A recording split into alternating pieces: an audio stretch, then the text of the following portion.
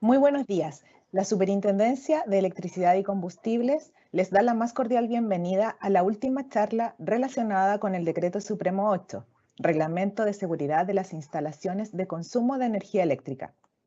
Las consultas pueden realizarlas a través del chat de consultas que se ubica al costado superior derecho, donde aparece el símbolo de preguntas, y estas serán atendidas una vez finalizadas las ponencias.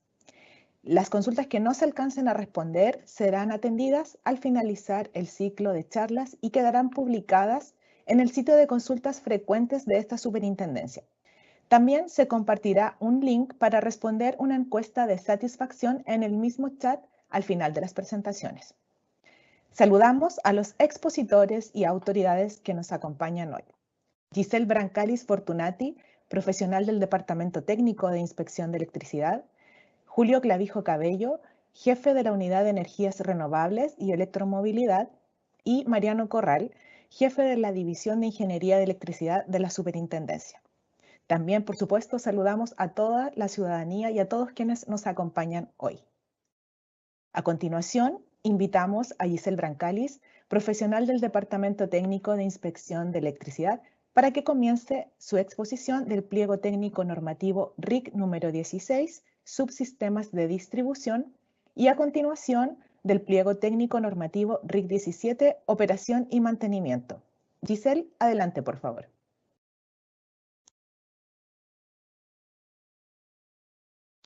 Muchas gracias, María Isabel, por tu presentación. Muy buenos días a todos y tal como lo indicó, hoy me toca presentar los pliegos referentes a subsistemas de distribución que hoy en día se encuentran contenidos en el capítulo 5.2 de nuestra norma 4 y el pliego número 17 de operación y mantenimiento, que este es un pliego completamente nuevo, ya que hoy en día no tenemos ninguna norma a la cual nos indique la operación y mantenimiento de las instalaciones eléctricas de consumo.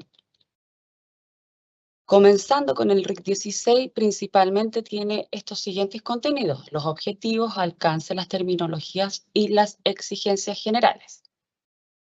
Es un pliego muy cortito, solamente tiene 2 páginas. Como objetivo, este pliego técnico nos señala que es establecer los requisitos de seguridad y de operación de los subsistemas de distribución de energía eléctrica a lo largo del país. Como alcance y campo de aplicación, este quiere decir que aplica a todas las instalaciones de consumo de energía eléctrica que estén ejecutadas bajo esta modalidad de subsistema de distribución. Como terminología, aquí les coloqué principalmente estos 3 términos: subsistema de distribución, empalme, empresa distribuidora.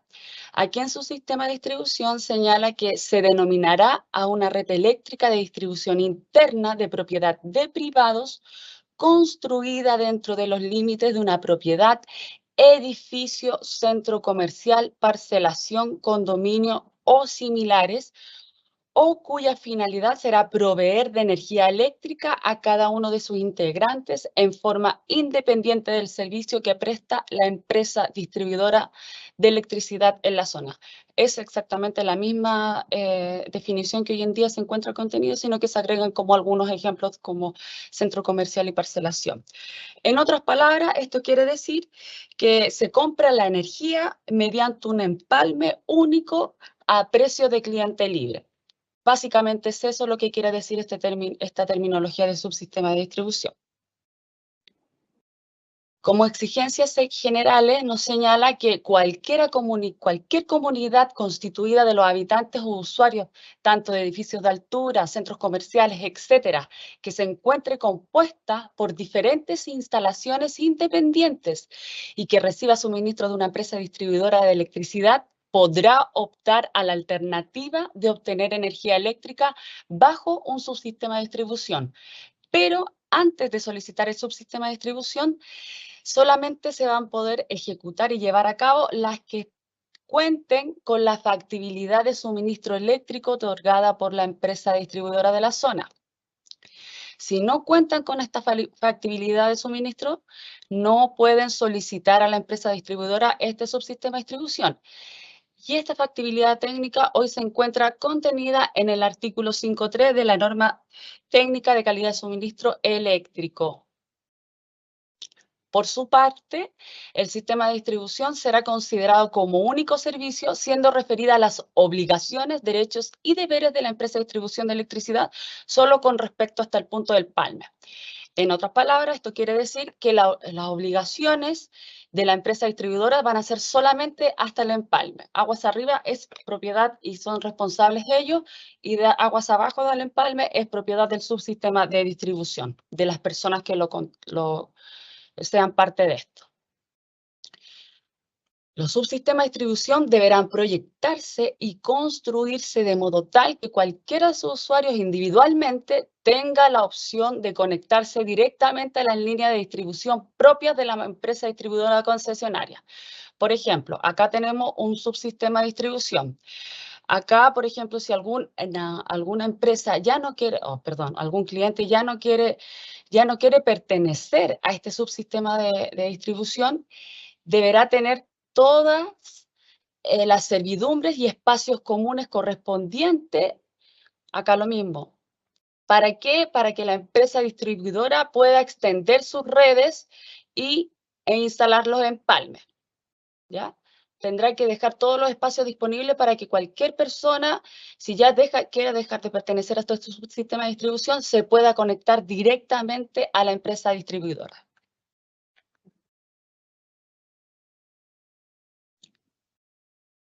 Por su parte, estos subsistemas se deberán proyectar y construir de modo que garantice que en el caso de alguna falla de la unidad de la comunidad, esta no debe afectar a los usuarios, y que en un caso de una falla general dentro de este suministro, la comunidad que esté compuesta por este subsistema debe disponer tanto de los medios materiales como humanos para solucionar dentro de los plazos prudentes debidamente aceptados para los integrantes de la comunidad. Aquí estos plazos obviamente son netamente los que acepte la comunidad que forman este subsistema.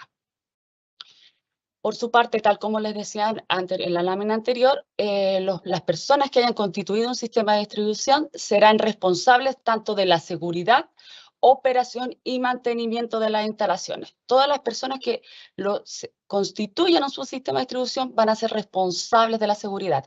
Recuerden que la empresa distribuidora solamente es dueña y se hace cargo de sus redes hasta el punto de empalme.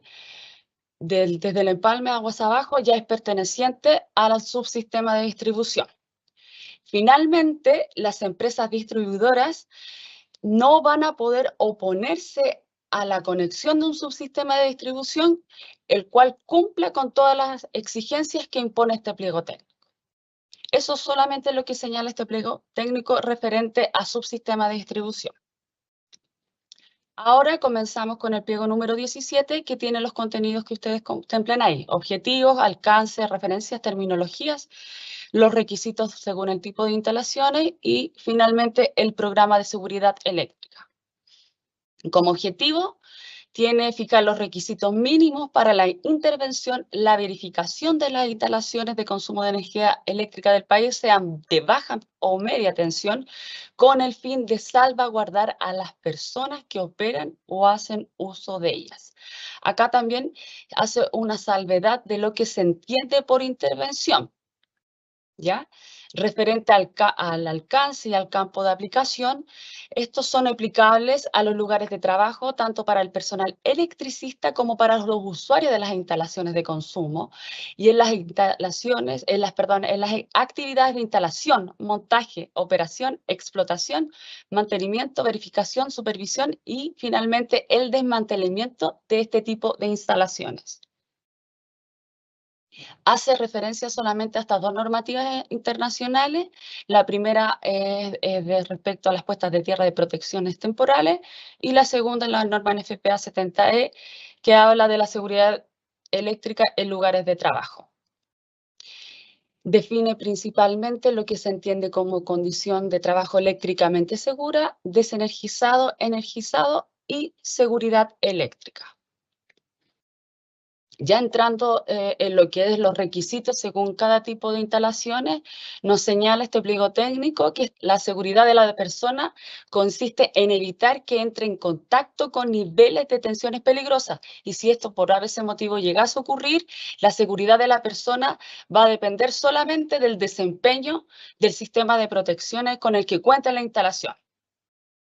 Por su parte, las instalaciones de consumo tendrán que cumplir con los requisitos básicos de mantención que se encuentran contenidos en este pliego. O sea, todas las instalaciones de consumo deben cumplir con los requisitos básicos que se encuentran en este pliego técnico. Por su parte, los instaladores autorizados deben cumplir con las exigencias de seguridad de la operación y mantenimiento que establece este pliego.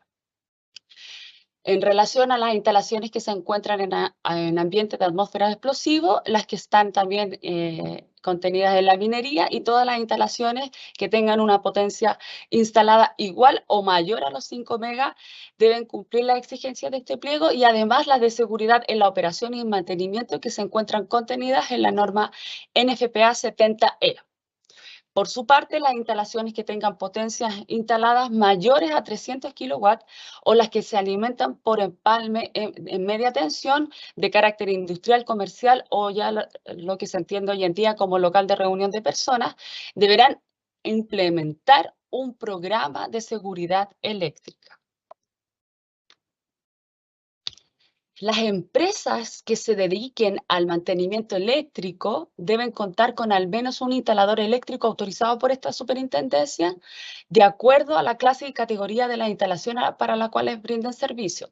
Bueno, obviamente, ustedes saben que tenemos el decreto 92, en la cual establece tanto las clases de los instaladores como la categoría. Por ejemplo, un instalador, si la empresa de mantenimiento quiere hacer una instalación, mantenimiento a la instalación tipo B, no va a poder contar con un instalador clase C, porque no se le permite.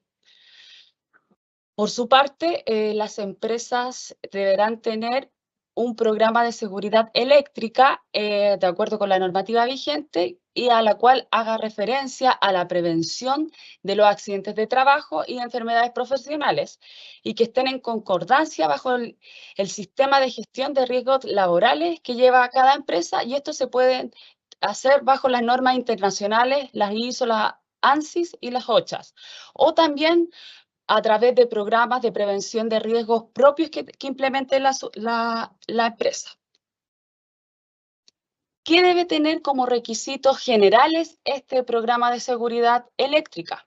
Bueno, deben tener mantenciones, deben contemplar las mantenciones eléctricas, que principalmente se trata de esto al conjunto de acciones basadas en criterios técnicos y especificaciones que entregan los fabricantes de los equipos. Además, también debe contener la evaluación y tratamiento de los riesgos eléctricos, que debe realizarse mediante alguna técnica de evaluación de riesgo que permita su adecuada identificación, análisis y análisis. Respecto también debe tener una inspección y una evaluación que principalmente se trata de verificar los equipos eléctricos con rutina y frecuencias. Debe también contener una planificación de procedimiento. Esto obviamente va a ser de acuerdo al tipo de actividad o instalaciones a cual se va a intervenir. Deben existir distintos tipos de planificaciones. Además, se deberá capacitar al personal que haga este tipo de mantenciones de manera de riesgos eléctricos como de seguridad y técnica. También deben tener un procedimiento de emergencia en caso de algún riesgo eléctrico o por alguna emergencia operacional en general. Y finalmente también deberán contener auditorías de seguridad eléctrica para ver si todo este programa es eficaz o no. Dentro de este programa de seguridad eléctrica, como les comentaba, deberá existir un procedimiento de identificación de peligro y evaluación de los riesgos donde se deben identificar los principales procesos y operaciones. Y además se debe tener en consideración estas actividades relevantes. Por ejemplo, los trabajos en circuitos de potencia, otros peligros como las mantenciones que se realizan en altura, los trabajos que se realizan en altura, los medios humanos y materiales disponibles que existen y los niveles de tensión que se van a intervenir de los sistemas. Además, también nos señala este pliego técnico que debe tener un procedimiento de trabajo seguro, hoy conocido como las 5 reglas de oro del trabajo eléctrico seguro, que principalmente destaca en que se deben desconectar todas las fuentes de alimentación. Además, se debe prevenir cualquier posible retroalimentación, por ende se debe bloquear, deben instalarse algunos bloqueos. Como número 3, se debe verificar con equipos la ausencia de tensión a la cual nosotros vamos a realizar el trabajo. También se debe colocar a tierra el circuito y finalmente se debe delimitar la zona en la cual se va a trabajar. Estas son las 5 reglas de oro para hacer una condición de trabajo seguro. Y finalmente este pliego técnico nos señala las puestas a tierra de protección temporal, que nos indica que estas se deberán instalar y ubicar de manera tal que se pueda evitar que el personal electricista que intervenga en los trabajos esté expuesto a los peligros de diferencia de potencial eléctrico. Por ende, se debe instalar algunos cercos o delimitar la zona y también colocar identificación. Debe estar debidamente identificada y delimitada.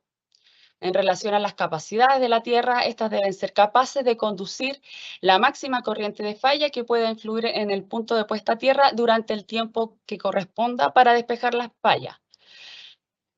Respecto a la aprobación de los equipos, estos deberán cumplir con las exigencias de la norma ASTM F855-19A. O sea, todos los equipos deben estar en concordancia con esta normativa. Y finalmente la impedancia deberá ser suficientemente baja para provocar la operación inmediata de los dispositivos de protección en caso de una energización accidental de los conductores o parte de los circuitos. Acá yo les quise hacer un resumen de lo que tiene este pliego técnico. Por ende, todas las instalaciones de consumo deben cumplir con los requisitos básicos de mantención que establece este pliego. Los requisitos básicos eran el programa de trabajo seguro y las protecciones de tierra temporal, que fue lo último que vimos.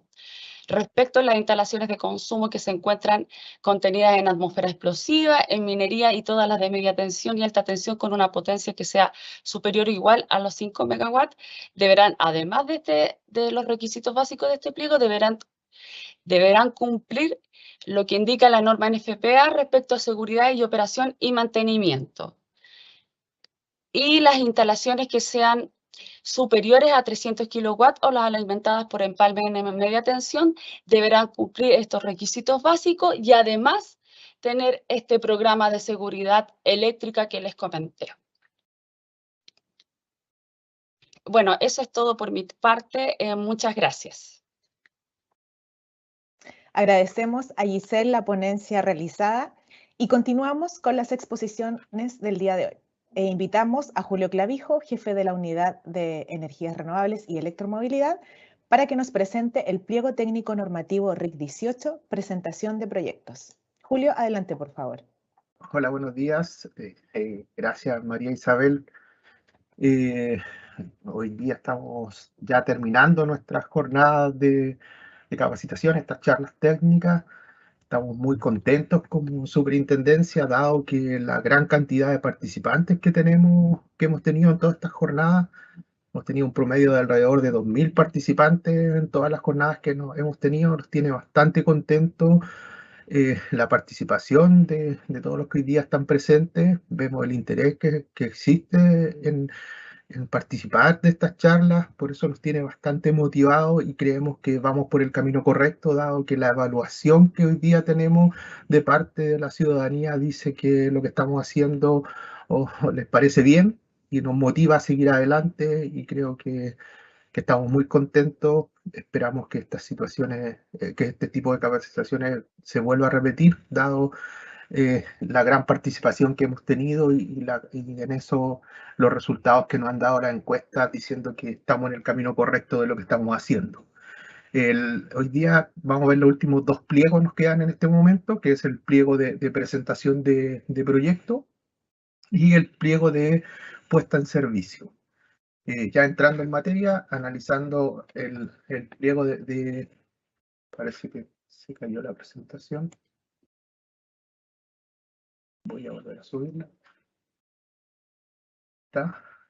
Cualquier cosa, María Isabel, me avisa porque yo ya... Sí, Julio, ahí se ve la presentación, la estás compartiendo. Gracias. Ya, muchas gracias. Entonces, para continuar con las presentaciones del día de hoy, vamos a analizar el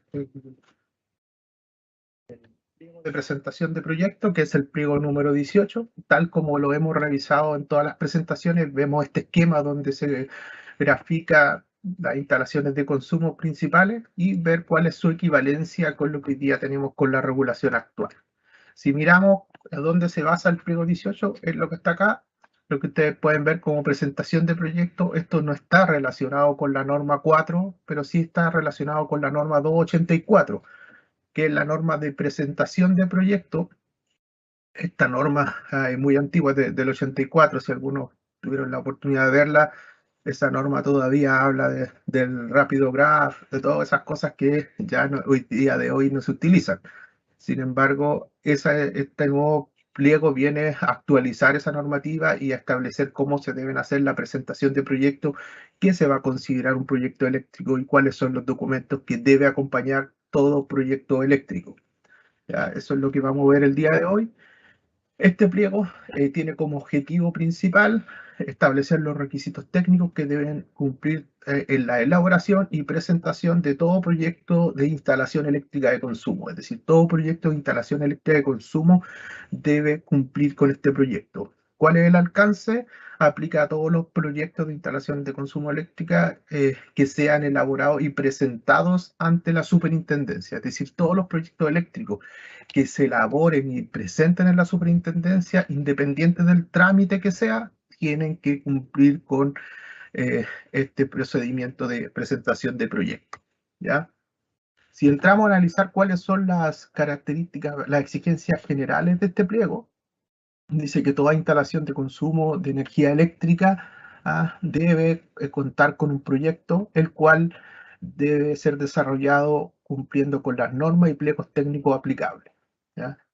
La idea es que cuando este proyecto se presente, es reflejar en el proyecto que esa instalación no presenta riesgos para los usuarios, va a proporcionar un buen servicio, permita un fácil y adecuado mantenimiento. Eso es lo que busca la presentación de un proyecto eléctrico. ¿Ya?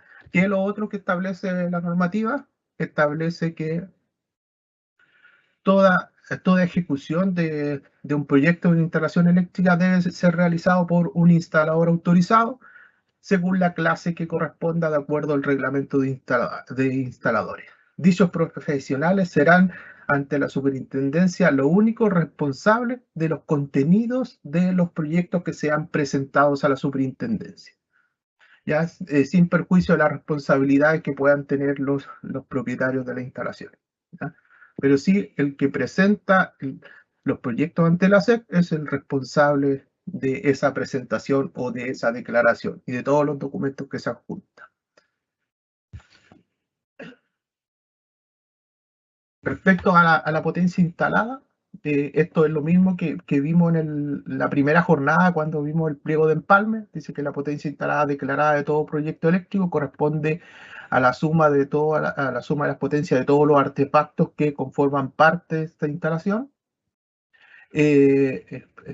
Dice que la capacidad de los empalmes, primero establece que para efectos de los empalmes se podrá solicitar una capacidad igual o inferior a la potencia instalada total declarada. Eso es lo mismo que vimos en la primera jornada de empalme. Acuérdense que yo declaro una potencia y yo puedo obtener la capacidad. Mi empalme puede ser igual a la potencia instalada o puede ser inferior, ¿ya? En el 5.4 establece estos márgenes. Dice que la capacidad del empalme se determinaba en función de la potencia instalada, considerando los factores de corrección, que son los factores de demanda que yo puedo aplicar a mi instalación, que están establecidos en el pliego 3. ¿Ya? Entonces, ¿qué es lo que viene a definir esto? Es que yo puedo tener mi instalación, puedo tener mi potencia instalada y yo podría tener mi empalme igual a mi potencia instalada o podría ser inferior. ¿Qué es lo inferior que puede hacer? Aplicando los factores de demanda, yo voy a saber qué tan bajo puede ser mi empalme, porque tampoco podría tener, por ejemplo, una instalación, un ejemplo de 100 kilos y yo pedir un empalme de 10, ¿ya? Porque no me van a coincidir los factores. ¿Ya? Entonces eso es lo que establece la norma.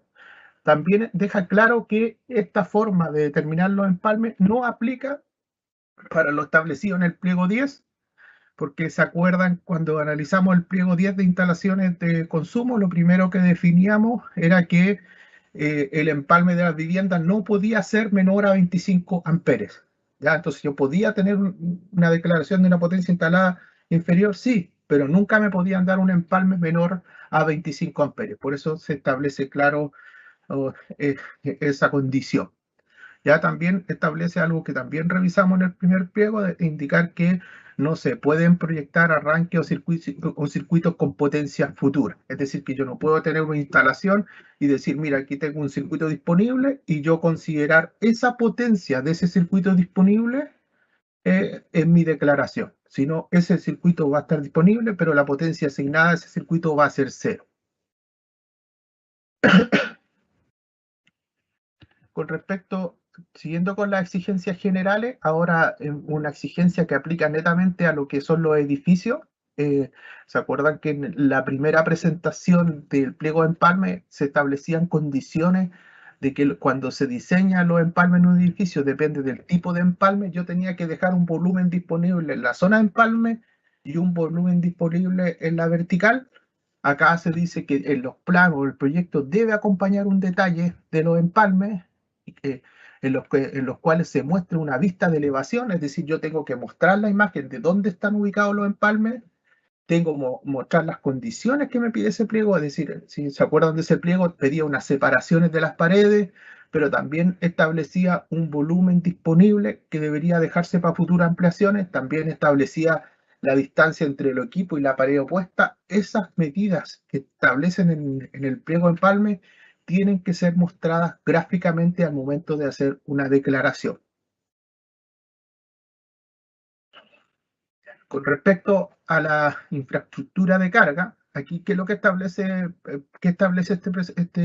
esta normativa? Dice, mira, sabes que todos los proyectos que se presenten, todos los proyectos que se han presentado a la superintendencia, tienen que cumplir con este pliego, pero establece una salvedad que dice que los pliegos de infraestructura de carga eléctrica y de los sistemas de autogeneración deberán cumplir con un procedimiento específico para hacer esa declaración, ¿ya? Entonces a ellos no les aplica exactamente el pliego 18, sino va a haber un procedimiento específico, dado que esas instalaciones tienen otras consideraciones distintas o se requieren unas condiciones especiales para ese tipo de instalaciones, y esos van a tener que cumplir con este pliego 18 y adicional con un procedimiento que la superintendencia va a definir específico para esos tipos de instalaciones. También se establece que todos los proyectos que corresponden a generación, transmisión y distribución de energía eléctrica deben ser presentados a la superintendencia, pero cumpliendo con las normas respectivas.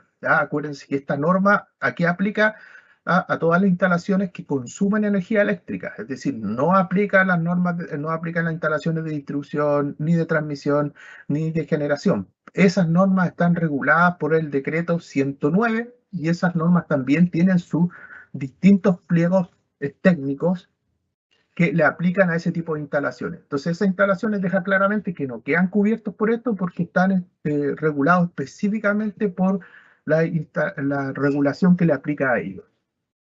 ¿Ya? Ahora entrando en materia del pliego, lo primero que dice es que todo pliego de instalación eléctrica, disculpen, establece que todo proyecto de instalación eléctrica de consumo debe incluir al menos las siguientes partes. ¿Qué debe incluir todo proyecto de instalación eléctrica? Una memoria explicativa, un plano, un informe de verificación inicial y un informe de imágenes. ¿Qué es lo nuevo que no veíamos antes? Es el informe de verificación inicial y el informe de imágenes. Durante la presentación vamos a explicar cuáles son los contenidos y exigencias para cada uno de estos puntos. Si analizamos qué es lo que se exige para la memoria explicativa que establece el proyecto, el primer cambio que ahora se exige para todo proyecto que cuente con una potencia superior a 10 kilowatts de potencia. ¿Ya? Aquí había una discusión con respecto a este punto, dado que todos consideran que cualquier proyecto eléctrico, aunque sea mínimo, tendría que tener una memoria explicativa. Sin embargo, creímos que lo primero era bajar ese nivel de potencia de 20 a 10, porque principalmente creemos que ir avanzando en la regulación paso a paso. Entonces, lo primero que se establece, la obligación de la memoria explicativa, es a todo proyecto que cuente con una potencia instalada superior a 10 kilowatts de potencia, tiene que tener una memoria explicativa. También todo proyecto de edificio y conjunto habitacional, es decir, si hay un edificio, yo podría decir, tengo un edificio habitacional donde tengo puras potencias de menor a 10 kilos, pero ya al formar parte de tu instalación de un edificio, esa instalación tiene que tener su memoria explicativa. Todos los locales clasificados como local de reunión de personas están obligados a tener su memoria. Todos los locales que contengan ambiente explosivo también tienen que tener su memoria, y todas las instalaciones que cuenten con empalme en media tensión están obligados a tener una memoria explicativa. Todos estos puntos que están acá son independientes de la potencia, están obligados a tener memoria explicativa. El resto que no está acá, si supera los 10 kilowatts, está obligado a tener memoria explicativa. ¿Ya? ¿Qué consiste la memoria explicativa? ¿Ya? La memoria explicativa tiene que contener cálculos justificativos. ¿Cuál es lo primero que tiene que contener? Un análisis de carga. ¿Qué es lo que busca? ¿Qué es lo que debe hacer el instalador respecto al análisis de carga? Lo que debe hacer el instalador es principalmente hacer un análisis de todas sus cargas que tiene y buscar cuáles sus cargas son lineales y no lineales. Lo que busca determinar esto es que el instalador pueda saber, o el proyectista pueda saber, si su instalación va a requerir, por ejemplo, filtro armónico, si su instalación va a requerir la instalación de condensadores, en el caso que cuente con un mal factor de potencia, pero ese análisis de las cargas le va a permitir identificar, por ejemplo, cómo tiene que dimensionar el neutro por efecto del armónico, ¿no? Entonces, lo primero que él tiene que hacer, un análisis de todas las cargas que va a tener, identificar cuáles son lineales, cuáles no son lineales, con respecto a su instalación. Se les pide que tienen que hacer los cálculos de intensidad de corriente, es decir, pues de acuerdo a las cargas, cuál es la intensidad de corriente que van a tener. Tiene que hacer los cálculos de los alimentadores y de los conductores, es decir, de los alimentadores y los circuitos respectivos, para determinar qué conductores necesita. Tiene que hacer los cálculos para determinar las canalizaciones, es decir, por ejemplo, voy a tener tantos conductores, por lo tanto necesito seleccionar tal ducto. Después tiene que indicar la sección de ese tipo de ducto, el tipo de ducto y el código utilizado en el caso que utilice ductos. Principalmente se utilizan los códigos cuando se utilizan ductos. Si utiliza otro tipo de canalización, no se le va a pedir indicar el código. Se les pide también hacer los cálculos de caída de tensión tanto de los alimentadores y los circuitos finales, y hacer un análisis de las distancias de seguridad. ¿En qué consiste ese análisis de las distancias de seguridad?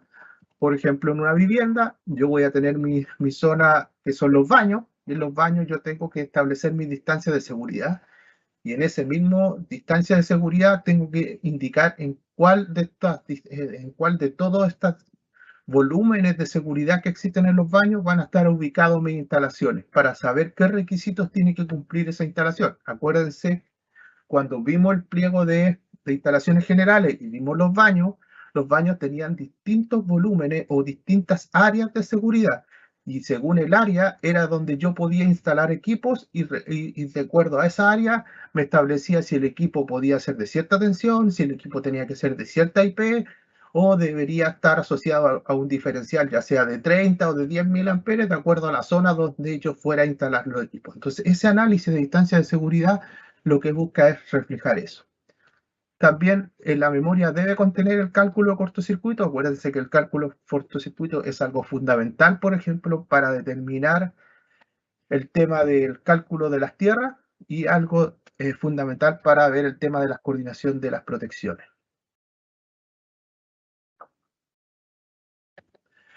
Con respecto al tema del cortocircuito, ¿cómo lo pueden hacer? Primero, lo pueden calcular, o lo que les recomiendo yo es que pidan el certificado de cortocircuito, que los tiene que entregar la empresa distribuidora. Eso lo hace a través de la norma de distribución. Miren, a algunos les parece que les gusta que diga el nombre completo. Ese es el nombre completo de la norma de distribución. Se llama Norma Técnica de Calidad de Servicios para Sistemas de Distribución, conocida coloquialmente como la norma de distribución en la industria. Esta norma de distribución ustedes la pueden descargar de la página de la CNE, www.cne.cl. Ustedes pueden descargar la norma de distribución. Esta norma es gratuita. Se van al capítulo 5, artículo 5.3, y ahí dice que la factibilidad técnica, con los estudios que tiene que hacer la distribuidora, con la entrega de estos certificados, es sin costo para el interesado, ¿ya?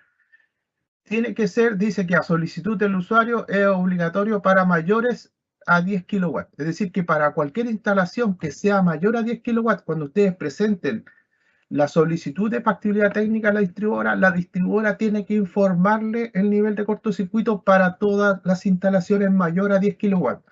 ¿Qué pasa con las instalaciones menores? La distribuidora no se lo va a entregar a usted si usted no lo solicita. Por lo tanto, es importante que cuando haga la solicitud, y si en algún momento ustedes ven que la solicitud de factibilidad no tienen cómo pedir esto, yo les recomiendo dos cosas. Primero, mandar la información a la SEC, presentar un reclamo a la SEC, indicando que no pueden pedir la solicitud de nivel de cortocircuito, o lo otro que ustedes pueden hacer, en el mismo papel, escriban que ustedes requieren la solicitud de acuerdo al artículo tanto de la norma de distribución. Ya la empresa está obligada a entregarlo porque esa norma regula todo lo que tiene que ver con la empresa distribuidora. ¿Por qué es importante tener este nivel de cortocircuito? Digo, es importante para determinar los sistemas de puesta a tierra, ¿ya? Es importante para la coordinación y selectividad de las protecciones, ¿ya? Por eso recalco este tema. En la memoria se les va a exigir que ustedes tengan el nivel de cortocircuito. ¿Qué pasa con instalaciones que tengan potencia superior a 20 kilos o que tengan un empalme en media tensión? Adicional a todo lo que está acá, ese tipo de instalaciones va a tener que presentar un estudio y coordinación de selectividad de protecciones, ¿ya? Aquí, acá arriba solo va a estar con las recomendaciones que establece la norma. ¿Se acuerdan cuando vimos el pliego de instalaciones generales? La norma establecía que debería existir, que tiene que existir una selectividad de protección en un estudio, y en el caso que no, les da unas recomendaciones. Ya acá basta con que indiquen cuáles son las curvas, pero acá se les pide el estudio.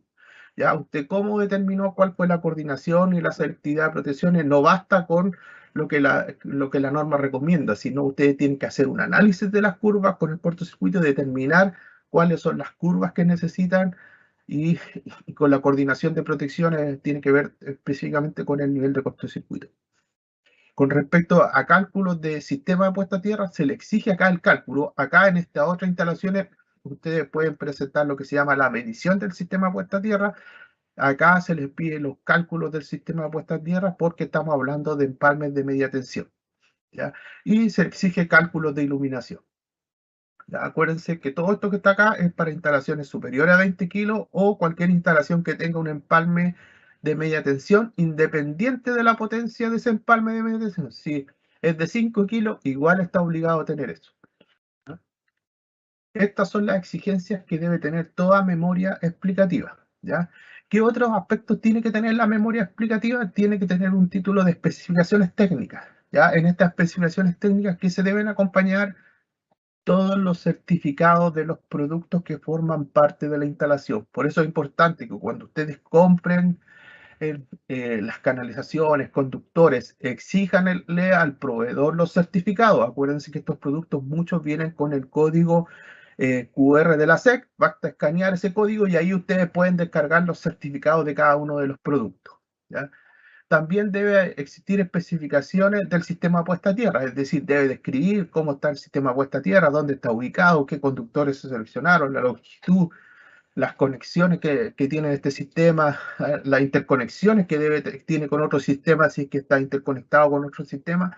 También dentro de las especificaciones debe detallarse el cálculo de los recintos de gabinete de empalme. Acuérdense que en la primera parte que les pedía, muéstrenme el dibujo de cómo están puestos los empalmes, los volúmenes disponibles.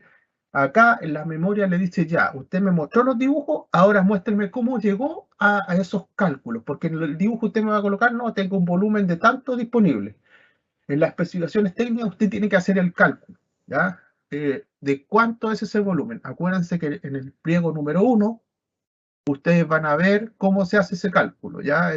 No es complicado hacer ese cálculo, pero le establece cómo debe hacer el cálculo para dimensionar las zonas de empalme y las verticales también. Y por último, también tiene que existir lo que es la ubicación de materiales. También, ¿qué cosas más le pide la memoria técnica?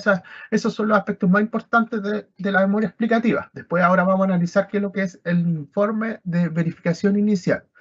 Acuérdense que las partes estaban el plano, memoria, informe de verificación inicial.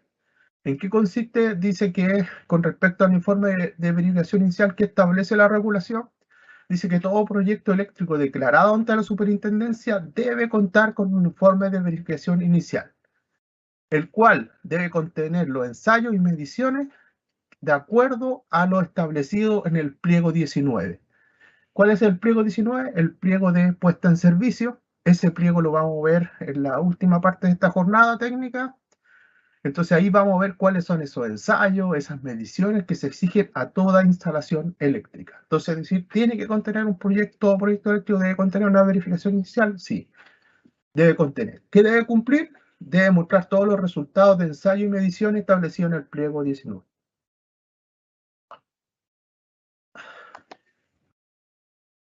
Con respecto al informe de verificación inicial, se deben entregar todos los certificados de calibración de los instrumentos de ensayo y medición. Es decir, que cuando yo haga ese informe, debo mostrar todos los certificados de calibración de los instrumentos. La idea es que cuando yo haga las pruebas, las haga con un equipo que está calibrado y no tener después diferencia con respecto a las mediciones que yo pueda obtener.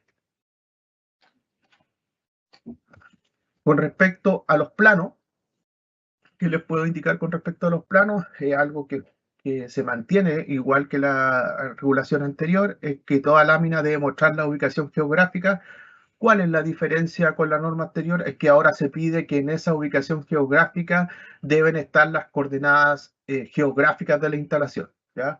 Principalmente se establecen que pueden ser en UTM o la otro tipo de coordenadas para poder ubicar la instalación. Entonces yo tengo que colocar las coordenadas geográficas, no solo el croquis de ubicación, sino voy a estar obligado a determinar las coordenadas de ubicación. Esas coordenadas hoy día se pueden sacar directamente de cualquier página web. Usted busca su dirección y le va a entregar esas coordenadas. Ya no necesita ningún instrumento, nada, sino es buscar su dirección, donde está la instalación, la busca en un mapa en Google, pincha y le va a poder obtener las coordenadas geográficas de esa instalación. Como les contaba, se exige todavía el tema del croquis de ubicación. Debe mostrar, igual que antes, todas las calles principales de la manzana de la instalación. Y en el caso que estas no existan calles públicas, por ejemplo, en algunos casos se nos daba que camino interior, y eso era casi imposible buscar ese tipo de instalación. Se obliga a que si pasa ese caso, usted tiene que indicar el nombre de la calle principal y una referencia a esa calle principal, cómo llegar al lugar. Si es una carretera, deben indicar el kilómetro de la carretera donde se encuentra esa entrada para el camino interior y poder llegar a la instalación. Eso es obligatorio. También, ¿qué es lo que está en plano? Establece todos los anexos donde viene la simbología, que esto no cambia. En un momento se pensaba, aquí hay principalmente pensábamos buscar y migrar a una norma internacional de simbología como era la IEC, pero realmente significaba muchos cambios en respecto a la forma que por años hemos dibujado las instalaciones en Chile, y creemos que hacer ese cambio principalmente no aportaba mucho, porque por años llevamos haciendo esto y creemos que no era necesario emigrar a eso. Por eso también se establecen los anexos. Ustedes van a ver la simbología que es similar o igual en la mayoría de los casos a la que teníamos anteriormente. Para eso están los anexos 8.3. Ahí ustedes van a poder ver toda la simbología. También establece si es que yo no tengo un símbolo para reflejar mi instalación, ¿qué tengo que hacer? Tengo que establecer un cuadro de simbología donde debo indicar, por ejemplo, las características y funcionamiento del equipo. Tengo que indicar, por ejemplo, si yo tuviera un enchufe al interior lo dibujo de esta forma y quiero dibujar un enchufe que está al exterior, lo puedo hacer otro dibujo, pero tengo que indicar, por ejemplo, el IP, porque está al exterior. Esas características las debo indicar en mi cuadro de simbología. Con respecto a los planos, se establece claramente lo que debe contener un diagrama unilineal. Hay un anexo que muestra este ejemplo de cómo se debe hacer un diagrama unilineal. Les voy a explicar más o menos el dibujo. ¿Qué se pide? Que, por ejemplo, el empalme, se tiene que indicar qué tipo de empalme, por ejemplo, si es una 6, una 9, qué tipo de empalme se va a usar, si es subterráneo, aéreo, la potencia del empalme, la tensión, si es media, baja tensión, principalmente el tipo de acometida, si es aéreo, subterráneo, o el tipo de conductor que se está ocupando, la sección del conductor, la longitud, la capacidad y la curva del interruptor del empalme, para ver efectivamente si hay coordinación. Acuérdense que el pliego establece que la regulación eléctrica establece que esta protección no es un limitador de potencia, y establece que debe ser la curva más lenta para que permita coordinar estas protecciones, ¿ya? Porque lo que debe pasar en caso de una falla en un circuito, debe operar esta protección primero y no operar la del empalme, ¿ya? Entonces, si estas curvas son más lentas que la del empalme, aunque la capacidad en corriente del empalme, por ejemplo, sea 40 amperes y acá sea 10 amperes, si esta curva es lenta y esa rápida, va a operar más rápido esa protección que la protección que está acá, ¿ya? Pero todo eso depende de los análisis de las curvas con respecto al cortocircuito, ¿ya? Pero sí, la norma que establece como principio general que esta siempre debe ser más lenta. Yo como instalador podría exigirle a la distribuidora que fuera una curva distinta a la lenta, pero para eso tengo que tener mi estudio de coordinación de protecciones y de selectividad de protecciones para demostrarle a la empresa que yo requiero otro tipo de curva, ¿ya? Entonces, eso es importante que tiene que estar. Con respecto al sistema de puesta a tierra, se tiene que informar el sistema de puesta a tierra, se tiene que dar las características de los conductores que se utilizan de protección y servicio. Acuérdense que la neutralización se hace la unión principalmente en las barras de distribución, o sea, las barras de puesta a tierra, o el sistema de puesta a tierra, la malla. Ahí se hace la unión de los dos conductores. No se hace principalmente acá en los tableros, ¿ya? Por un tema de seguridad se hace acá versus que se haga acá en el tablero. También se debe indicar cuál es el método de medición y el instrumento utilizado.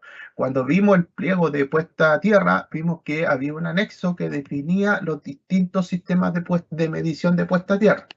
Ya acuérdense que tenemos la medición que es la más precisa, que es cuando yo tengo los sistemas de entierro las barras y voy midiendo los electrodos y voy graficando los valores de puesta a tierra.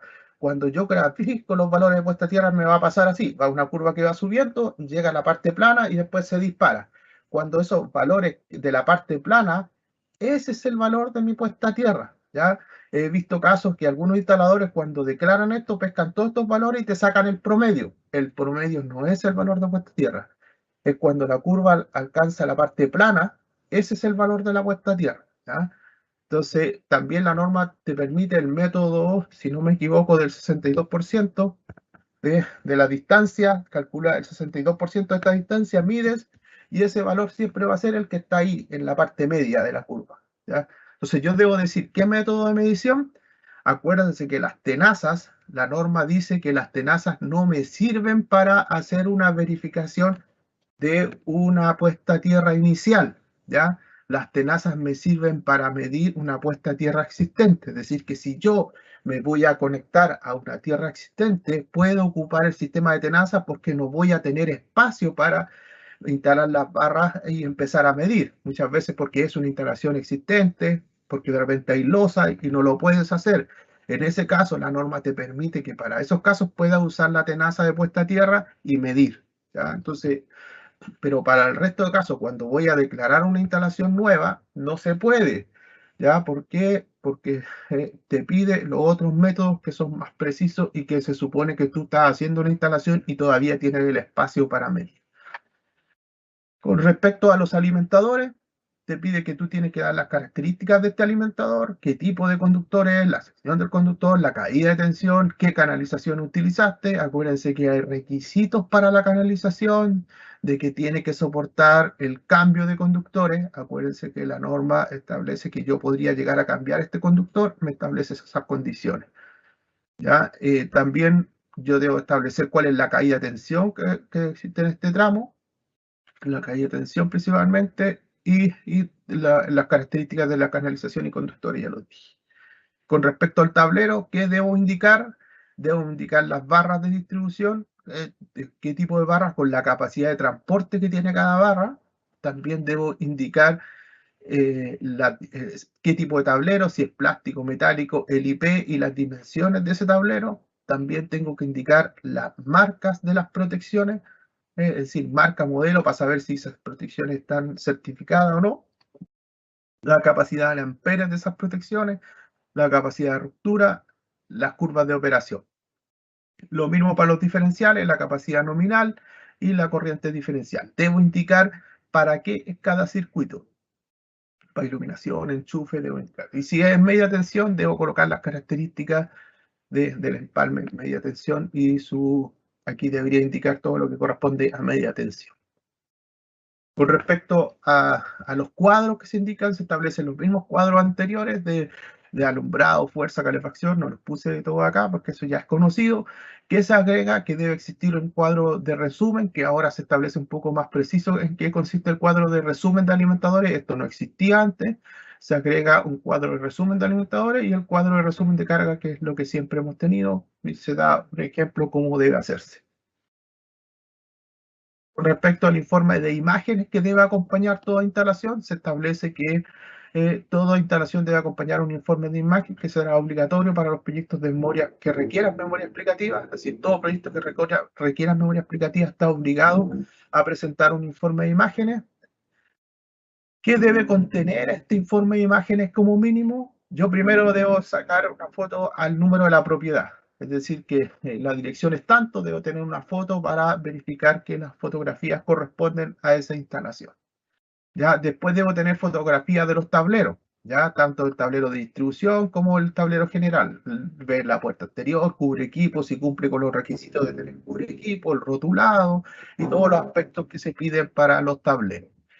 Si tengo tablero de banco condensadores o tablero de transferencia automática, me piden exactamente lo mismo. Con respecto a las canalizaciones, ¿qué debo sacar? Primero debo sacar una fotografía general de las canalizaciones. Por ejemplo, yo debo indicar esta zona, no sé, pues en la zona del piso 1, no sé, de la zona de ventas.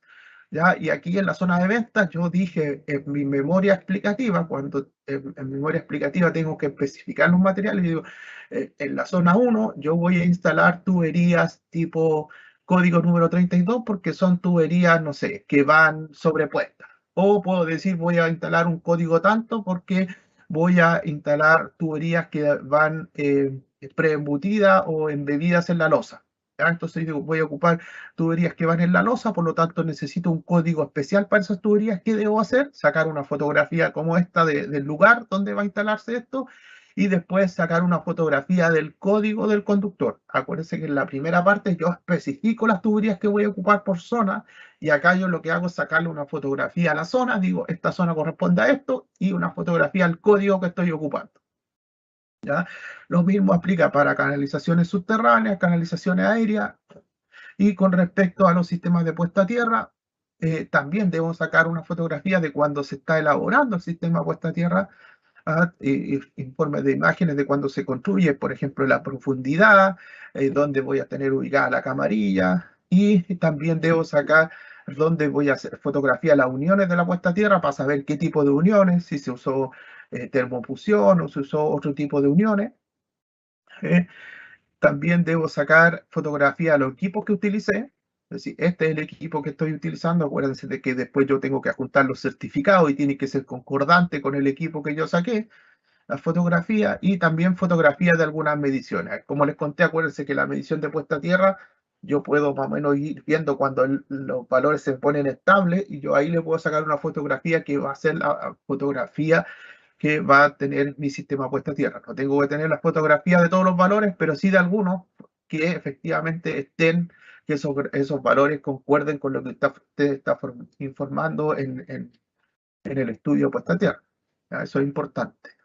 Con respecto a los aparatos eléctricos, debo sacar una fotografía general donde se muestre la ubicación de ellos. Con respecto al equipo de iluminación, también lo que principal que se busca con esta fotografía es, por ejemplo, si tenemos iluminaciones que requieran un IP superior, es que se vea que en esa zona se va a instalar una luminaria con un IP X. ¿Ya? Entonces esas fotografías tienen que reflejar lo que ustedes dijeron en su memoria explicativa cuando determinaron las diferentes zonas y requerimientos para cada parte.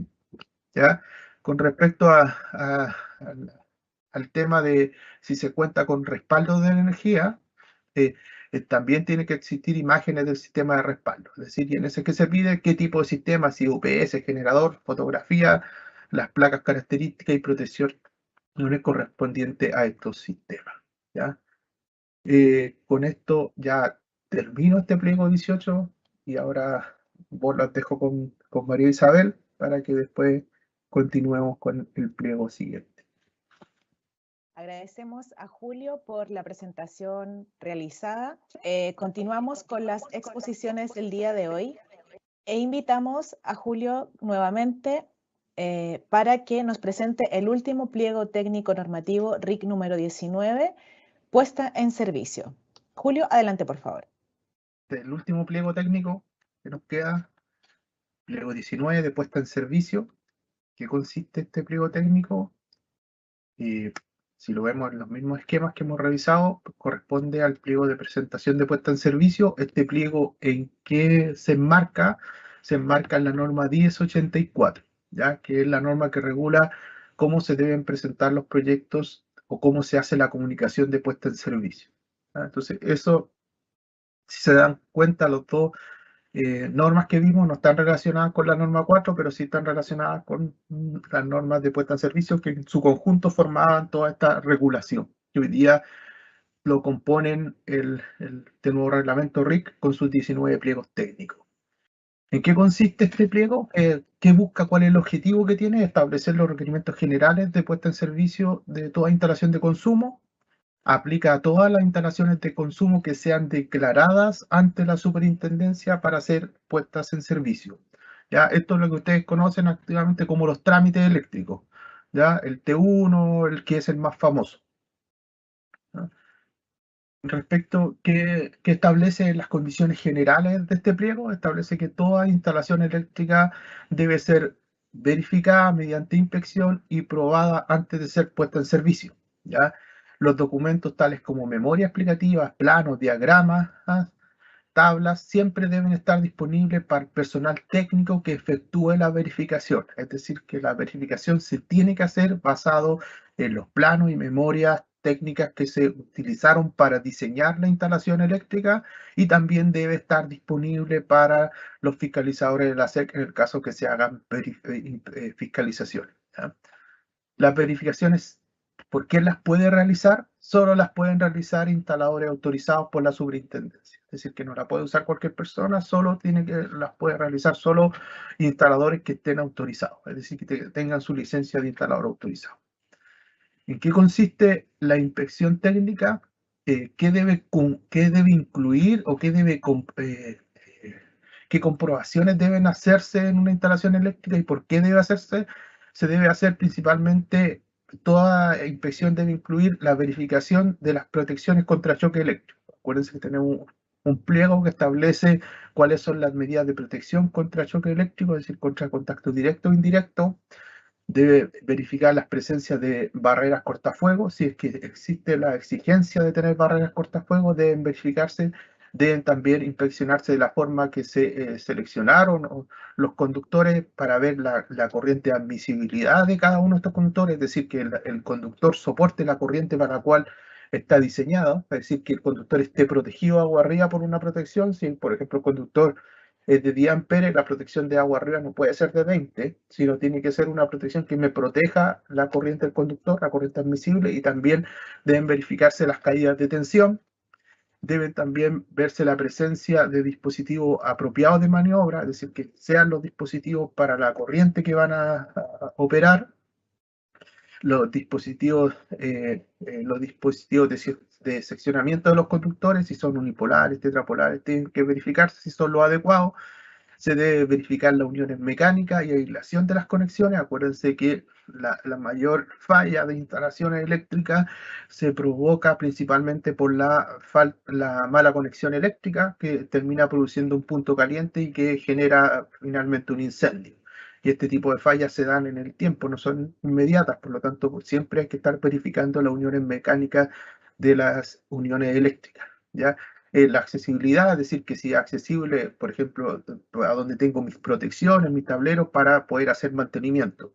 Ya no vaya a ser que el tablero esté ubicado en un lugar donde yo no pueda entrar para hacer mantenimiento, o por ejemplo, muchos casos de estos se dan en las cajas de distribución, que a algunos se les ocurre colocar las cajas para que sean abiertas desde el entretecho, y muchas veces en el entretecho no hay ni siquiera espacio para llegar a la caja, por lo tanto ahí es imposible hacer mantenimiento a esas cajas. Por lo tanto, esas disposiciones tienen que verificarse que la instalación esté construida para que permita un fácil mantenimiento o un adecuado mantenimiento. Otro aspecto importante que dice: las inspecciones deben realizarse ¿para qué? Para contrastar qué. ¿Ya? Primero, que el proyecto eléctrico con el cual fue diseñado y ejecutado, ese es el proyecto que yo realicé con todo lo que me pide la norma, es primero ver que ese proyecto que diseñé cumple con el reglamento y los pliegos técnicos aplicables a ese tipo de instalación. Entonces, es lo que, cuando voy a hacer una verificación, ese es el objetivo principal de esa verificación. Ya también debo verificar que lo declarado en el proyecto eléctrico se ajusta a la instalación ejecutada en terreno, porque el proyecto está ejecutado de una forma, o sea, el proyecto está diseñado de una forma y lo que se ejecutó en terreno de repente no es igual a lo que se proyectó. Por lo tanto, eso debe verificarse. Que los materiales, equipos o artefactos sean elegidos correctamente, que cumplan con las disposiciones de este reglamento, con las disposiciones del pliego y con las disposiciones del fabricante. ¿Ya? Aquí se incorporan las especificaciones del fabricante. ¿A qué nos referimos con eso? Es que el pliego y las normas no van a regular todas las condiciones. Por ejemplo, un equipo, por ejemplo, un equipo de calefacción. Ya la norma va a indicar cómo es el circuito, las protecciones que yo tengo que tener asociados, pero no va a indicar cómo yo debo montar ese equipo de calefacción. Puede ser que yo llegue y lo monte de forma vertical y el fabricante me diga: no, ese equipo solo se puede instalar de forma vertical. ¿Ya? Entonces ahí yo sí debo responder a las condiciones del fabricante. A eso nos referimos cuando se tiene que cumplir con las condiciones del fabricante. Ya no solo con las normas, sino también con las condiciones del fabricante. ¿Ya? Pero en ningún caso el fabricante, lo que te indica el fabricante, te posibilita no cumplir con la norma. O sea, la base es que tú tienes que cumplir sí o sí con la norma, y lo que no esté cubierto por la norma, tienes que respetar lo que diga el fabricante del equipo. ¿Ya? Para que quede claro que, porque pueden existir confusiones en decir: oye, mira, yo tengo un conductor que el fabricante me dice que soporta 20 amperes, pero la norma me dice 10. Lo que aplica es la norma, porque la norma define las condiciones de seguridad y la norma define la capacidad del conductor en corriente según el montaje, porque no es lo mismo un conductor que está en forma subterránea o un conductor que está preembutido en la losa que un conductor que está al aire libre o sobrepuesto. No son las mismas condiciones del conductor. Por lo tanto, lo que vale ahí es la norma, ¿ya?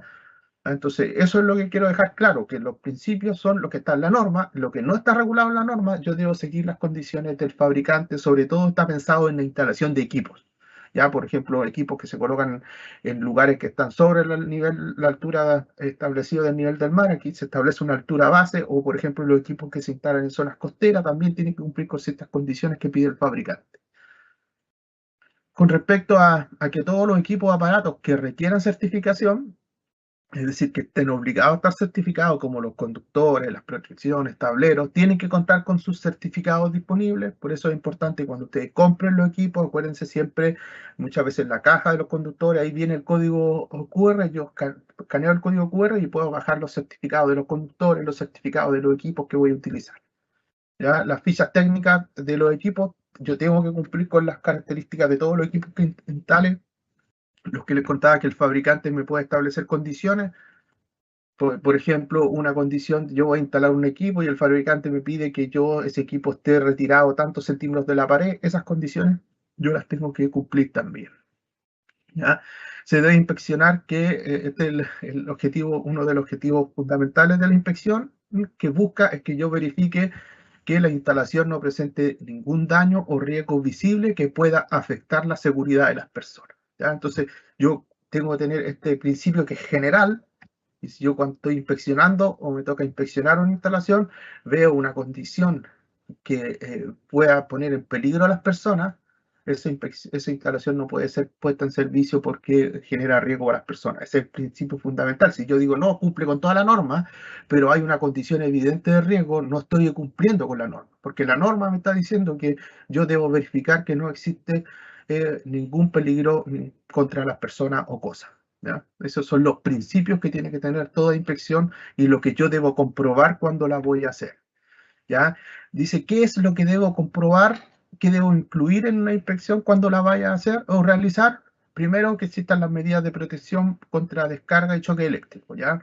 Tengo que ver todo lo que tengo, todas estas medidas de protección, por ejemplo, las distancias de seguridad. También debo verificar todas las barreras cortafuego y sellos. ¿Se acuerdan cuando mirábamos el pliego de canalizaciones? En las canalizaciones de los edificios, en los chapos eléctricos, se establecía que no podía producirse un incendio y propagarse de piso a piso, para eso tenían que llevar sellos. Aquí se deben verificar y chequear estos sellos, que si están instalados o no, y que si corresponde al sello que establece la norma para proteger la propagación del fuego. Ya la correcta elección de los conductores, es decir, que yo elegí el conductor adecuado para el tipo de montaje. Acuérdense que hay conductores que pueden ser utilizados en instalaciones subterráneas o en instalaciones expuestas al sol o instalaciones embutidas o inductos, es decir, que yo tengo diferentes tipos de conductores para diferentes tipos de montaje de instalación. ¿Ya? Entonces, primero, que el conductor sea el adecuado para el lugar donde lo voy a montar. Segundo, que la corriente admisible del conductor esté adecuada con la protección, es decir, aquí me piden un conductor de tal protección, esté adecuado, o sea, un conductor que tenga tanta capacidad de corriente, está asociado a una protección por la cual queda protegido el conductor. Sí, yo debo verificar eso en terreno, ya, porque en el diseño me encargo de determinar mi función de conductor versus a las cargas que voy a alimentar. ¿Ya? Entonces acá yo lo que verifico son los temas de seguridad, que ese conductor quede protegido. También verifico los temas de caída de tensión respecto a los conductores seleccionados y termino viendo las conexiones de los sistemas de puesta a tierra, es decir, que todos los equipos estén conectados a puesta a tierra.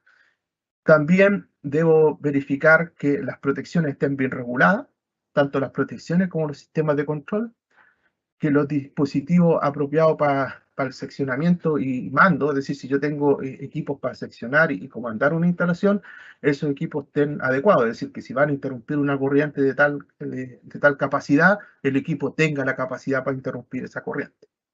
¿Ya? Siguiendo con los temas que se tienen que comprobar en toda verificación, continúa con el tema de la selección de los equipos y de las medidas de protección que tiene este equipo contra la influencia externa. Es decir, todos los problemas externos, por ejemplo, de medio ambiente, clima, si yo voy a estar, mi equipo los voy a instalar en una zona costera, tengo que preocuparme que estén protegidos para la corrosión. ¿Ya? Entonces, si yo voy a instalar mi equipo en un lugar calificado como atmósfera explosiva, mi equipo tiene que cumplir con esas categorías de atmósfera explosiva, porque son los problemas que me incluyen los agentes externos a la instalación. Entonces, la identificación de los conductores, acá es importante respetar que todos los conductores que se elijan en una instalación cumplan con el código de colores. Acuérdense que la norma dice que todos los conductores tienen que cumplir con el código de colores. De cierta sección hacia arriba te permite que tú los marques porque asume que sobre ese calibre ya no existen colores para los conductores, sino todos los fabricantes fabrican los conductores de chaqueta negra. ¿Ya? Lo que no puede ser es que esa chaqueta sea verde. La norma dice claramente que si usted tiene un conductor de color verde, solo lo puede ocupar para tierra protección. No lo puede marcar, es decir, si es verde, solo va a tierra protección. ¿Qué dice? Que si de cierta sección hacia arriba, yo lo que puedo hacer es, si en el mercado no existen conductores de colores, yo pueda tener conductores de cierto color, principalmente negro, eso sí los puedo marcar. Hay preguntas que me han hecho de conductores, por ejemplo, RBK, que están con código de color europeo. ¿Ya? El cordón o multiconductor viene con cordón europeo.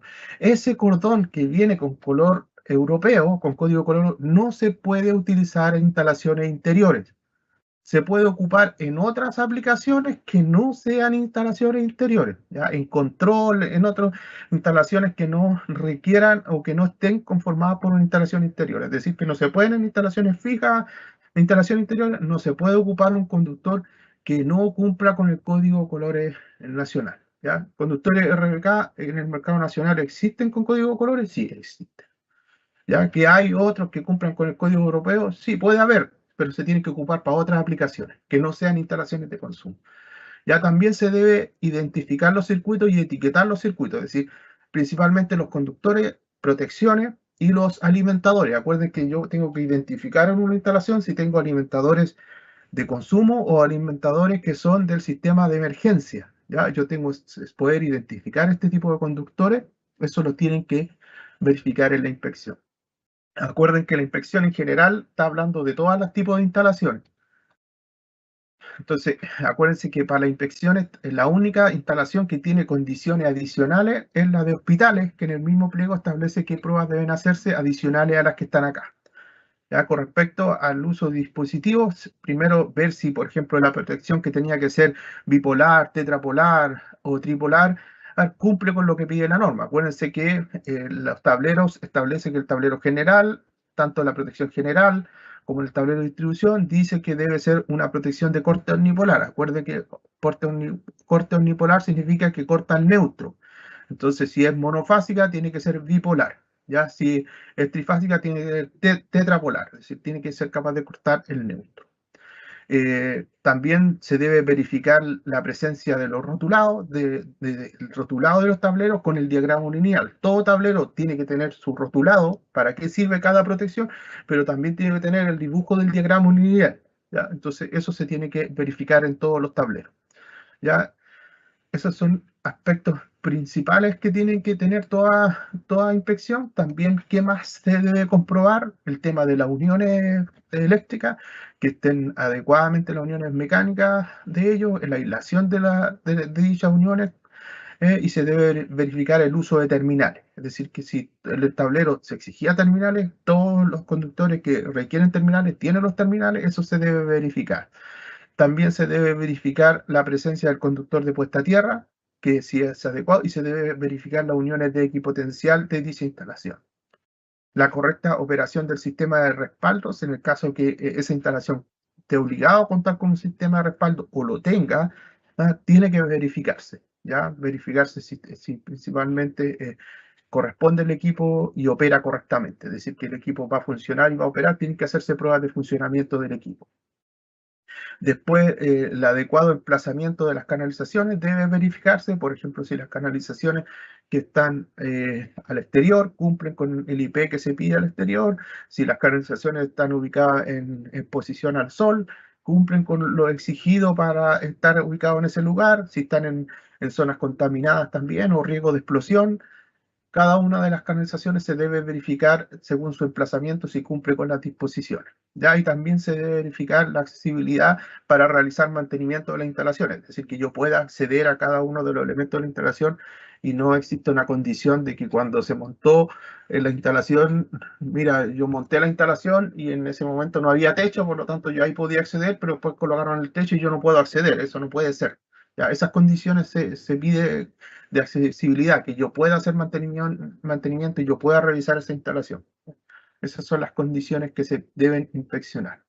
¿Ya? Y ahora el pliego que aparte de definir todo lo que se debe inspeccionar, acuérdense que hay cosas que se deben inspeccionar de acuerdo a una inspección técnica que debe hacer una persona, ¿ya?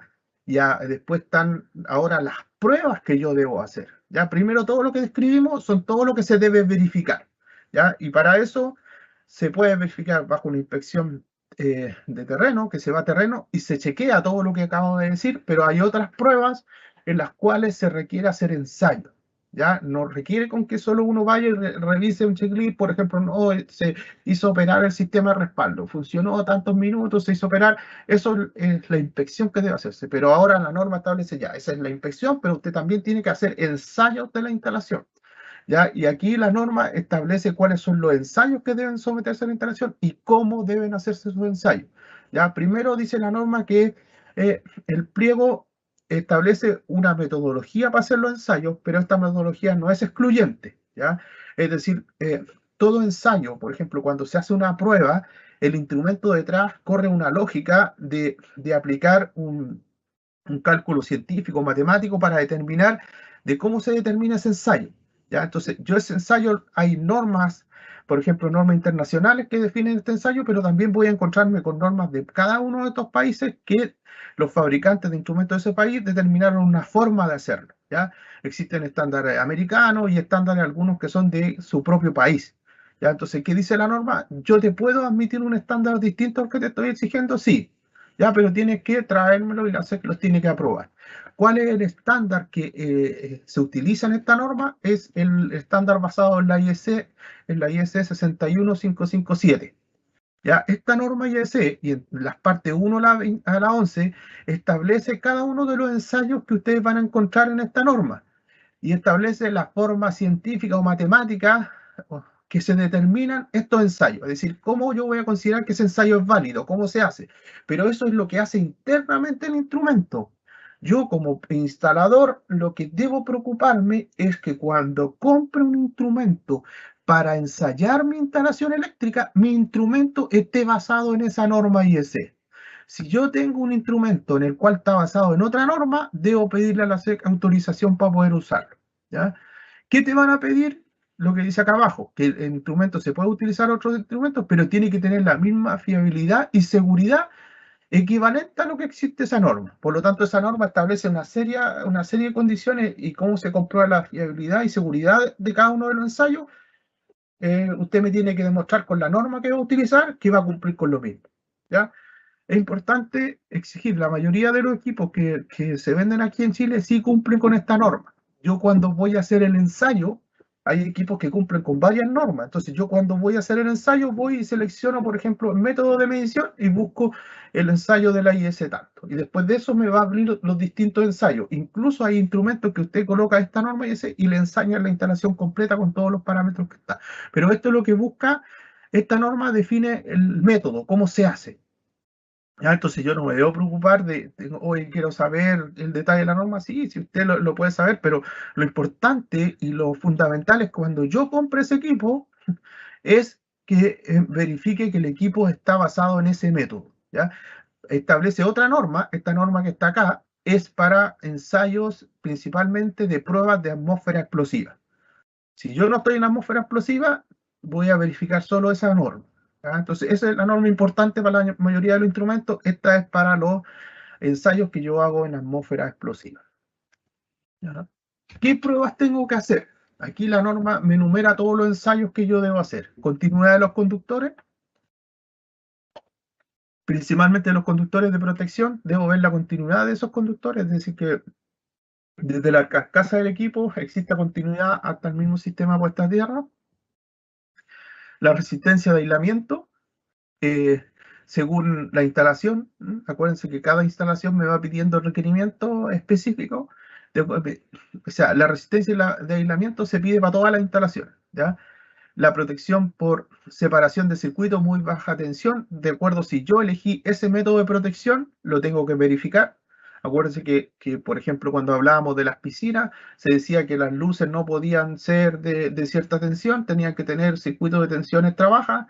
Entonces yo ahí, pues si en esa instalación de piscina ocupo mis luces de tensiones trabaja, tengo que ver las medidas de protecciones. Cómo yo seleccioné, tengo que probar ese sistema de protección de tensión de muy baja tensión, ¿ya? Por lo tanto, debo ensayar eso. Resistencia e impedancia de suelo y paredes. Hay cierto tipo de instalaciones donde es obligatorio, principalmente de uso médico, son obligatorios estas mediciones.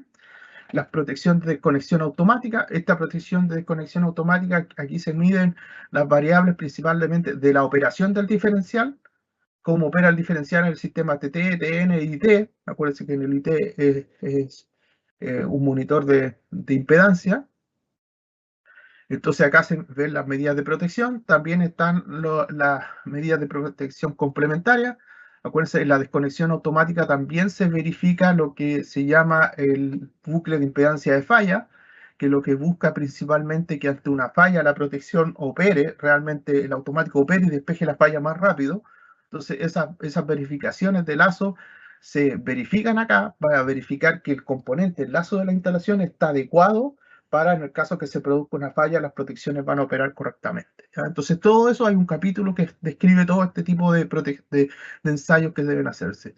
Las protecciones complementarias, el ensayo de polaridad, el ensayo de orden de fase, las caídas de tensión deben verificarse, deben medirse, las pruebas de funcionalidad de los equipos, la medición de iluminación de cada uno de los recintos debe verificarse, y debe verificarse los sistemas de iluminación de emergencia y señalética. Es decir, hay exigencias para eso, deben ensayarse y probarse que cumplen con esa exigencia.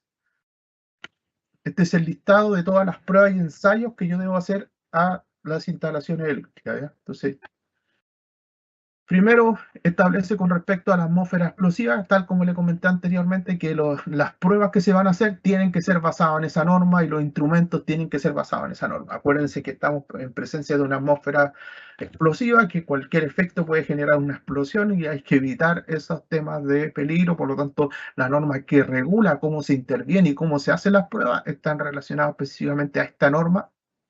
Es una norma IEC, pero su versión en español es la norma UNE. Con respecto, siempre lo que hicimos fue que cuando existía la versión IEC en versión en español, se colocó la versión UNE, pero la mayoría son normas, no son normas de España, sino la norma internacional en versión español. Con respecto a la infraestructura de carga y respecto a los sistemas de autogeneración, esos sistemas requieren otro tipo de ensayo, por lo tanto los ensayos deberán de ser definidos de acuerdo a un procedimiento específico de la SEP. Ya para infraestructura de carga existe un procedimiento hoy día de cuáles son las pruebas que deben hacerse, dado que ahí se utilizan otro tipo, aquí hay una fiscalización de un sistema de electromovilidad donde se están haciendo los ensayos y pruebas descritas en esa regulación. Si un ensayo negativo, si un ensayo da resultado negativo, deben repetirse los ensayos y todos los ensayos que fueron afectados por ese resultado. Es decir, si yo tengo un ensayo acá que me afectó el resto del resultado, tengo que repetir ese y todos los que se vieron afectados, hasta que no exista falla en la instalación. Ya, ahora, luego de analizamos todas las pruebas que me dijeron, ahora vamos a analizar en qué consiste la verificación inicial.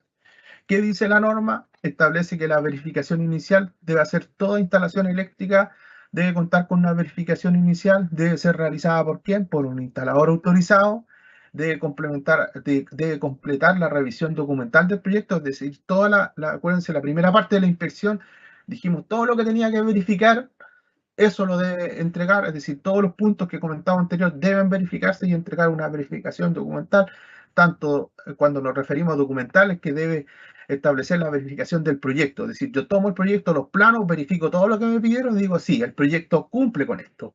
Después hago una inspección en terreno y digo, todos los resultados del terreno que me pedían que yo tenía que verificar, sí, aquí están. Y después entrego lo que son los resultados de las pruebas y ensayos.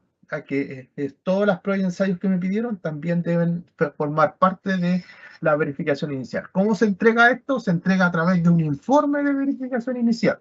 Ya el informe contiene toda la documentación del proyecto, los resultados de la inspección de terreno y los resultados de los planos, de las pruebas y ensayos efectuadas en la instalación. Y estas pruebas y ensayos, ¿cómo se identifican? Por cada tablero que conforma la instalación, ¿ya?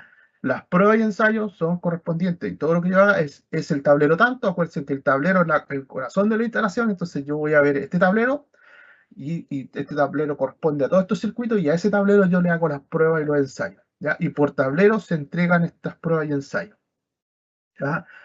Debe existir un informe fotográfico. Este es un informe distinto al informe de imágenes. Aquí es un informe fotográfico de los resultados de las pruebas, ¿ya? Y este sí debe acompañar el informe anterior, el que hablamos, el informe de imágenes, de donde yo voy presentando el proyecto. Ya acá está ese informe y yo acá complemento sobre ese mismo informe, complemento los ensayos fotográficos, pero de los resultados de los ensayos que yo estoy realizando. Es decir, tablero X, foto, la prueba de aislamiento, aquí están las pruebas de aislamiento, fotografía, principalmente para estas son los informes de imágenes que forman parte del informe verificación inicial. Es decir, cualquier informe que lo haga tiene que cumplir con estos requisitos, ¿ya? Ahora, la norma establece que también existen verificaciones periódicas, ¿ya? ¿A quién le corresponden las verificaciones periódicas? Acuérdense que el reglamento establece que las responsabilidades del diseño de la instalación, ejecución, las responsabilidades técnicas son del instalador, pero las responsabilidades del mantenimiento de la instalación o su normalización son responsabilidad del propietario. Por lo tanto, acá debe existir una responsabilidad de que el propietario realice verificaciones periódicas. ¿Cómo se van a realizar estas verificaciones periódicas? La norma establece que toda instalación es susceptible a cambio a lo largo de la vida útil, es decir, que ninguna instalación se permanece en forma igual, sino esa va cambiando, pero también dice que deben realizarse porque cada cuánto deben realizarse estas verificaciones periódicas va a depender del funcionamiento, de la frecuencia y uso del tipo de instalación y dónde está ubicada la instalación, el tipo de materiales que se implementó y la mantención que se efectúa, ¿ya? Todas esas son las condiciones que yo debo considerar cuando voy a determinar cada cuánto tiempo debo realizar la verificación periódica. ¿Quién es el encargado de establecer cada cuánto se hace esta verificación periódica? ¿Cuáles son las instalaciones que van a partir?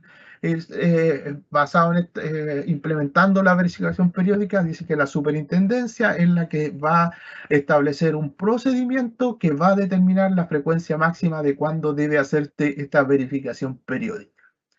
Ya esta verificación periódica va a decir, no sé, que la instalación es un ejemplo, se tienen que inspeccionar cada 5 años, por ejemplo, las instalaciones, un ejemplo educacionales. Puede decir, todas las instalaciones educacionales de ciertas características se tienen que verificar cada 5 años y ahí la SEC tiene que establecer este procedimiento. Cuando este procedimiento se establezca, se va a establecer la obligación para estos locales. Aquí la norma dice que toda instalación tiene que recibir esta verificación inicial y quién va a determinar la frecuencia es la SEC, ¿ya? Respecto, también establece la verificación de tercera parte, ¿ya? Ustedes se verifican. Preguntarán, ¿qué es lo que es esto, la verificación de tercera parte? La verificación de tercera parte es cuando se crean organismos de certificación. Algo similar a lo que existe hoy día en gas, que exista el sello eléctrico y similar al gas. La norma dice que van a existir verificaciones de tercera parte. Dice las verificaciones de tercera parte deberán ser implementadas aplicando las exigencias definidas en la verificación inicial y periódica, que es lo que regula la norma. Es decir, que cuando se haga esto no se va a hacer de cualquier forma, sino tiene que cumplir con lo que se exige para la verificación inicial, en el caso que sea una instalación nueva, o verificación periódica. Es decir, todas las exigencias que se establecen de cómo se tienen que hacer estas verificaciones, tanto la revisión de planos como la revisión de ensayo, tienen que estar basados en esto cuando se implemente la verificación de tercera parte. ¿Quién va a ser el encargado de establecer la verificación de tercera parte? Va a ser la superintendencia, va a establecer un procedimiento en el cual va a implementar la verificación de tercera parte y en ese procedimiento va a definir cuáles son las instalaciones que van a partir o cuáles son las instalaciones que deberían estar sometidas a la verificación de tercera parte.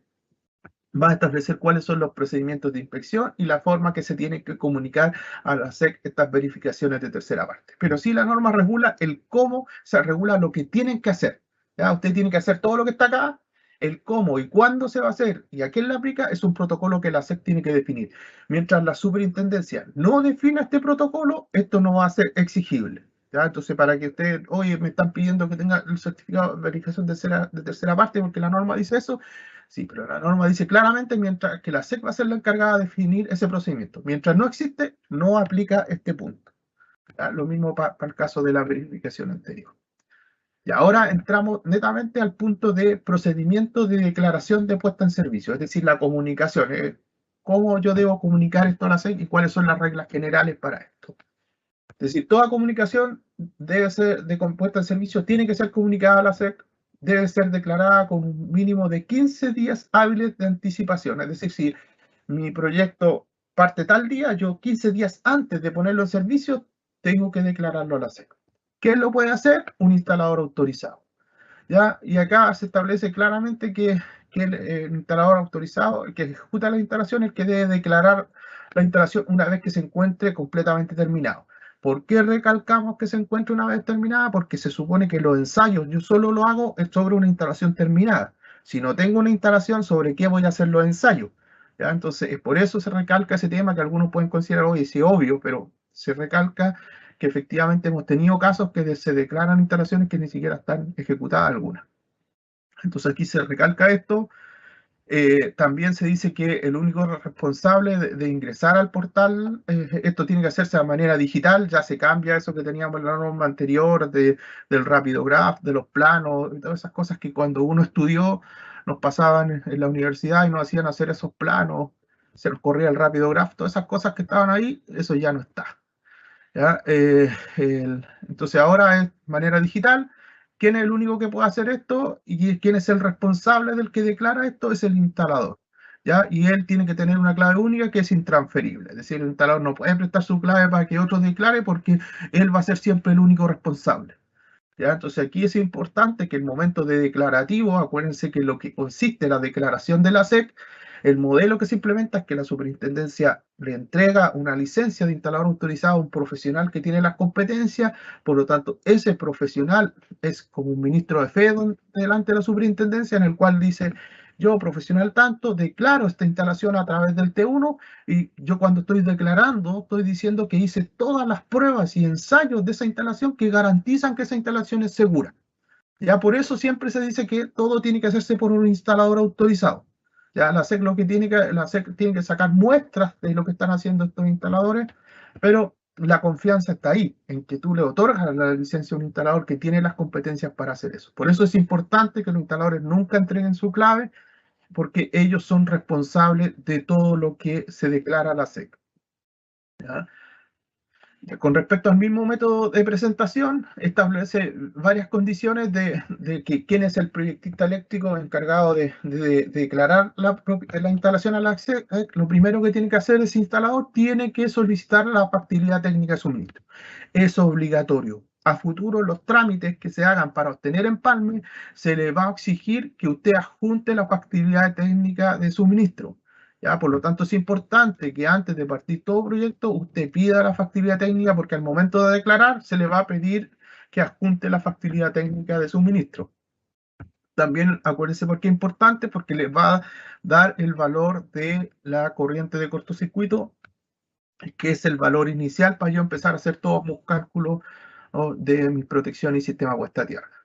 También establece que en el caso de que un instalador ejecute una ampliación o modificación de una instalación existente, él es el responsable de verificar que la parte que ejecutó no altere el funcionamiento de la del resto del sistema. ¿Ya? Pero en palabras simples, ¿a qué me refiero? Es si usted tiene una instalación, por ejemplo, tiene un tablero de general, tiene un tablero de distribución, ¿ya? Y usted se conecta a este tablero de distribución, a un circuito y crea un circuito distinto acá, usted tiene que, aparte de verificar todo lo que hizo usted que cumpla con la norma, tiene que verificar que la protección general de ese tablero de distribución cumpla con la norma, que ese alimentador que va hacia el tablero general cumpla con la norma, que la protección de ese tablero general también cumpla con la norma. ¿Ya? Entonces, ojo, es importante donde usted va a seleccionar el punto de conexión, porque si usted selecciona un punto de más abajo en la instalación, más condiciones va a tener que verificar hacia arriba sobre la instalación existente, ¿ya? Y lo que sí, un instalador siempre está llamado a que si usted va a abrir un tablero donde se va a conectar a un punto de la instalación y ve que ese tablero tiene condiciones inminentes de riesgo, la responsabilidad del instalador es decirle al propietario que él tiene que normalizar eso, porque si no el instalador se ve expuesto a una condición innecesaria y el instalador no puede conectar esa instalación porque él estaría siendo parte de esa condición de riesgo. ¿Ya? La norma le establece, cuando usted verifique, tiene que ver que no exista riesgo a las personas.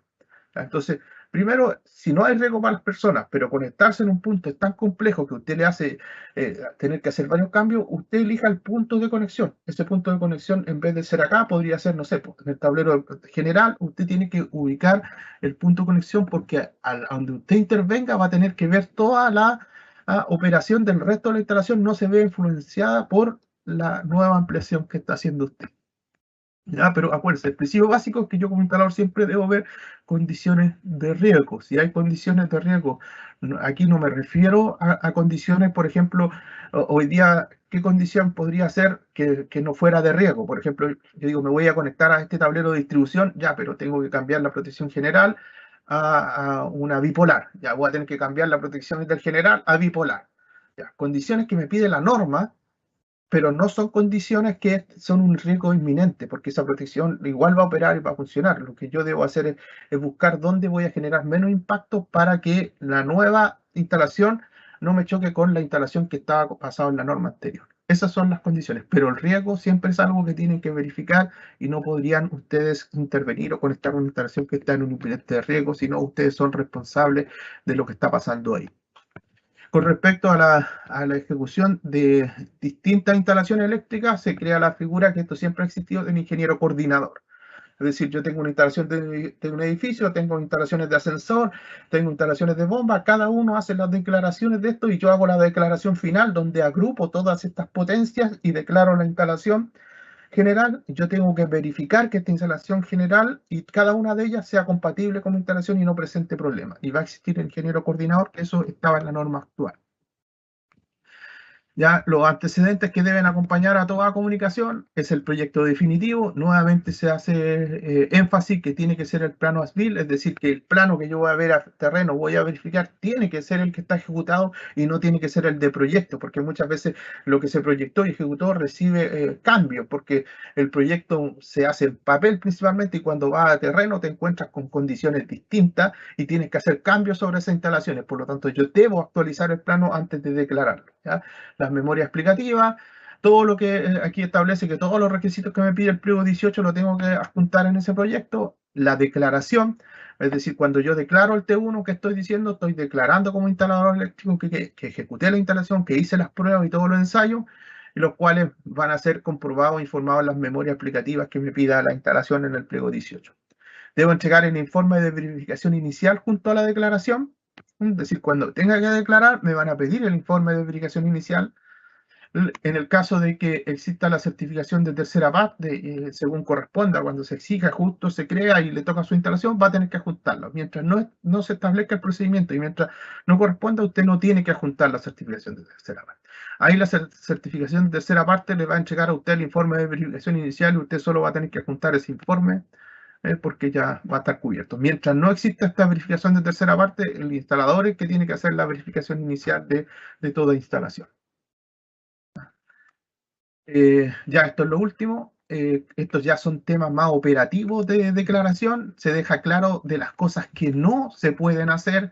Por ejemplo, no se pueden realizar declaraciones simultáneas. A ver, ¿qué es lo que pasa?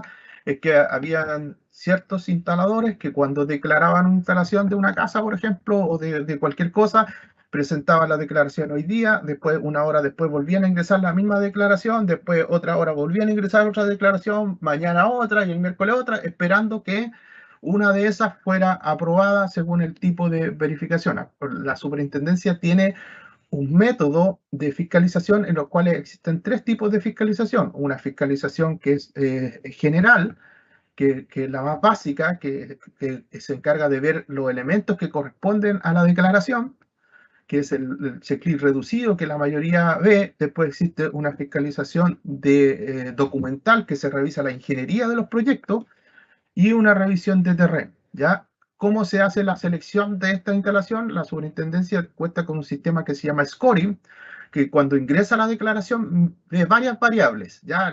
Por ejemplo, de dónde es el instalador, la experiencia del instalador, las características de su historial del instalador, sanción y todo, y según esas variables el sistema dice ya, estas instalaciones son las que tendrían que ir a terreno. Pero ¿qué es lo que pasa? Que el instalador donde declara muchas veces puede salir a terreno y algunas le hacen otras revisiones, y eso no corresponde. Una instalación solo puede estar asociada a una declaración, ¿ya? Entonces el instalador no puede hacer esto. ¿Por qué se deja claro? Porque esto es una falta grave, ¿ya? Tratar de ingresar es ingresar información manifiestamente errónea. Dado que esto es una falta grave, la norma lo trata de especificar, porque esto puede traer sanciones que pueden ser tanto monetarias como puede llegar a la suspensión de la licencia del instalador. Ya lo mismo pasa con instalaciones que, por ejemplo, fueron visitadas a terreno, fueron rechazadas. El instalador está obligado a pescar esa misma declaración y continuar hasta que termine el proceso. No puede pescar otra instalación como nueva y mandar otra instalación que no recoja las observaciones anteriores, ¿ya? Esas cosas también pasaban, por eso estas cosas ahora van a ser por el sistema, lo pasen en forma automática, pero es necesario que los instaladores sepan las reglas para que no cometan errores y no sufran sanciones que pueden llegar a hasta suspender su licencia. Entonces, por eso era necesario que la norma estableciera estas condiciones para que el instalador supiera qué se puede hacer y qué no se puede hacer, dado que nuestra normativa era muy antigua y no establecía el sistema de declaraciones electrónicas, ¿ya? Por eso el primer paso, antes de comenzar con cualquier tipo de sanción o amonestación, era necesario que la regulación lo trajera claro y preciso para que todos supieran las reglas del juego antes de empezar con estos procesos que pueden terminar en sanciones, muchos de ellos. Ya también vuelve a decir que las responsabilidades legales de que la información no se ajuste, o sea, si en la inspección es la superintendencia o la entidad que de tercera parte que se autorice, se constata que no se ajustan a las disposiciones legales reglamentarias, los errores técnicos serán responsabilidad de los instaladores y los propietarios serán responsabilidad de su normalización. Entonces aquí es importante que los errores técnicos, es decir, que en la ejecución, en el diseño, correspondan al instalador, ¿ya? La normalización de la instalación corresponde al propietario. Ya, para eso sí van a ver, en esos errores pueden llegar a tener sanciones por las responsabilidades que tienen los instaladores que ejecutan dicha instalación. Con eso termino. Muchas gracias, María Isabel, por todo. Termino con la última presentación del pliego. Agradecemos a Julio por las presentaciones realizadas hoy y también nuevamente agradecemos a Giselle por la presentación realizada hoy y en el transcurso de todo este ciclo de presentaciones. A continuación procederemos a responder las consultas que han llegado al chat, para lo cual invito en primera instancia por favor a Giselle para que responda. Sí, y la primera pregunta dice así: ¿qué pasa con el T1 de las propiedades que deben estar sometidas a un subsistema?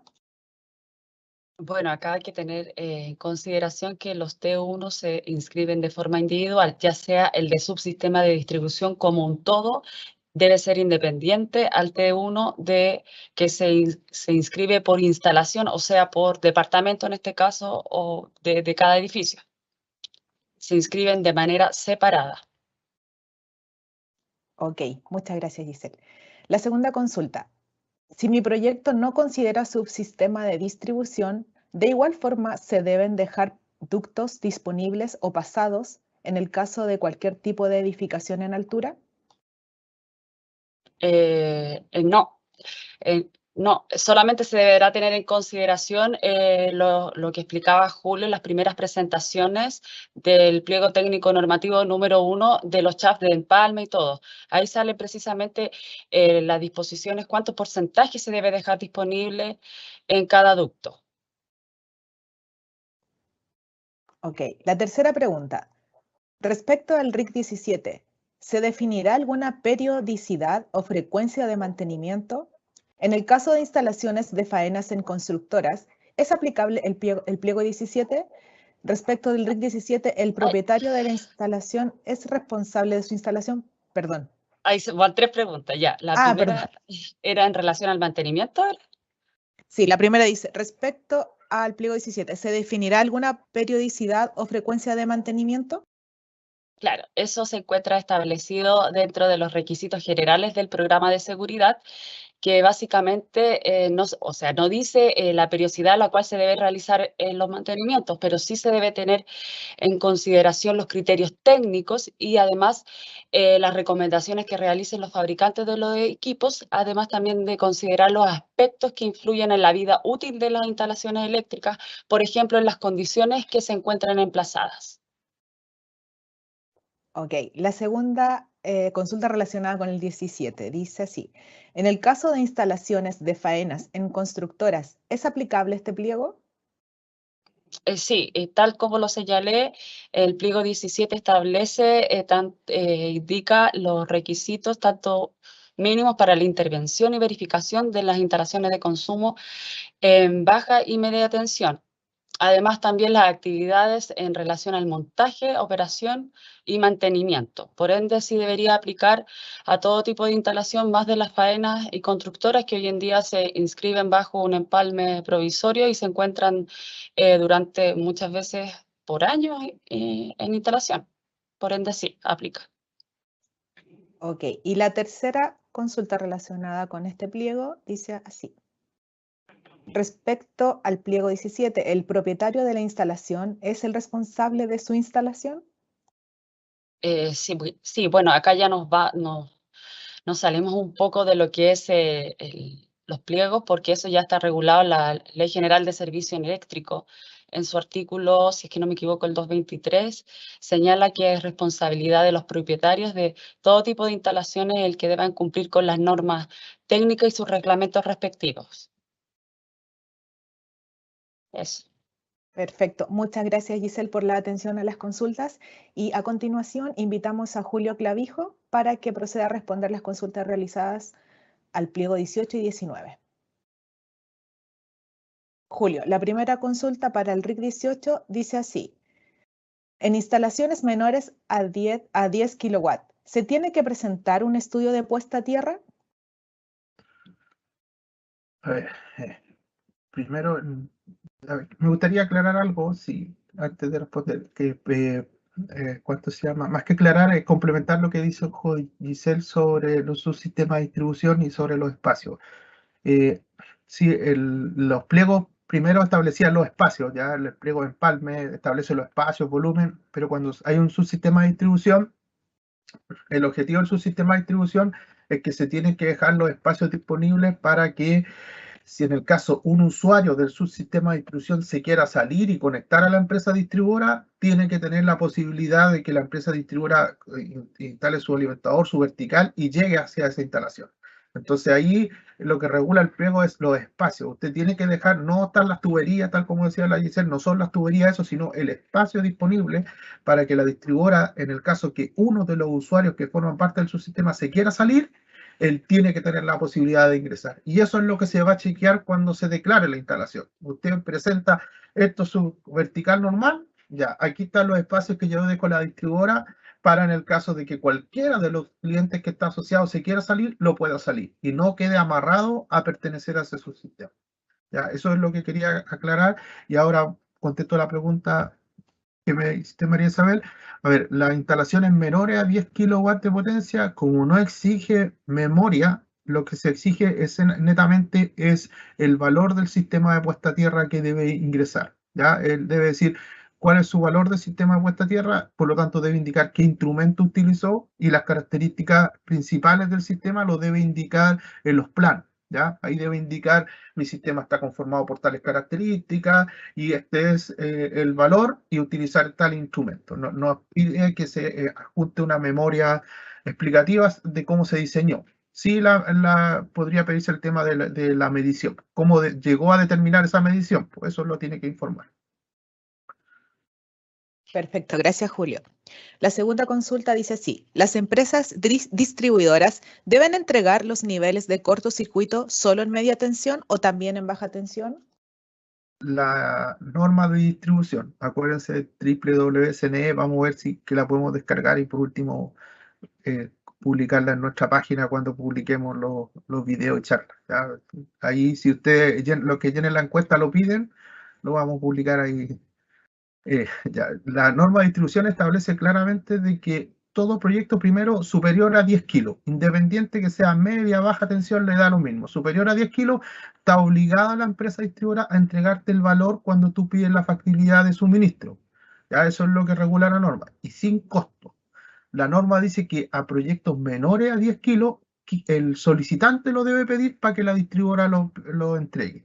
También es sin costo. ¿Ya? Entonces, no depende si es de media o baja, es de la potencia. ¿Ya? Eso está en la norma de distribución. Perfecto.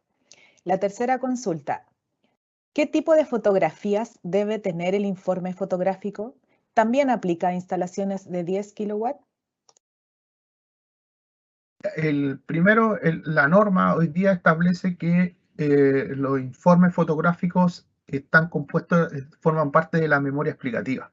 ¿Ya? Por lo tanto, ¿a qué aplica? A todas las instalaciones mayores a 10 kilos o a todas las instalaciones que sean clasificadas como local de reunión de personas, instalaciones que sean con empalme en media tensión y no sé cuál más se me puede olvidar.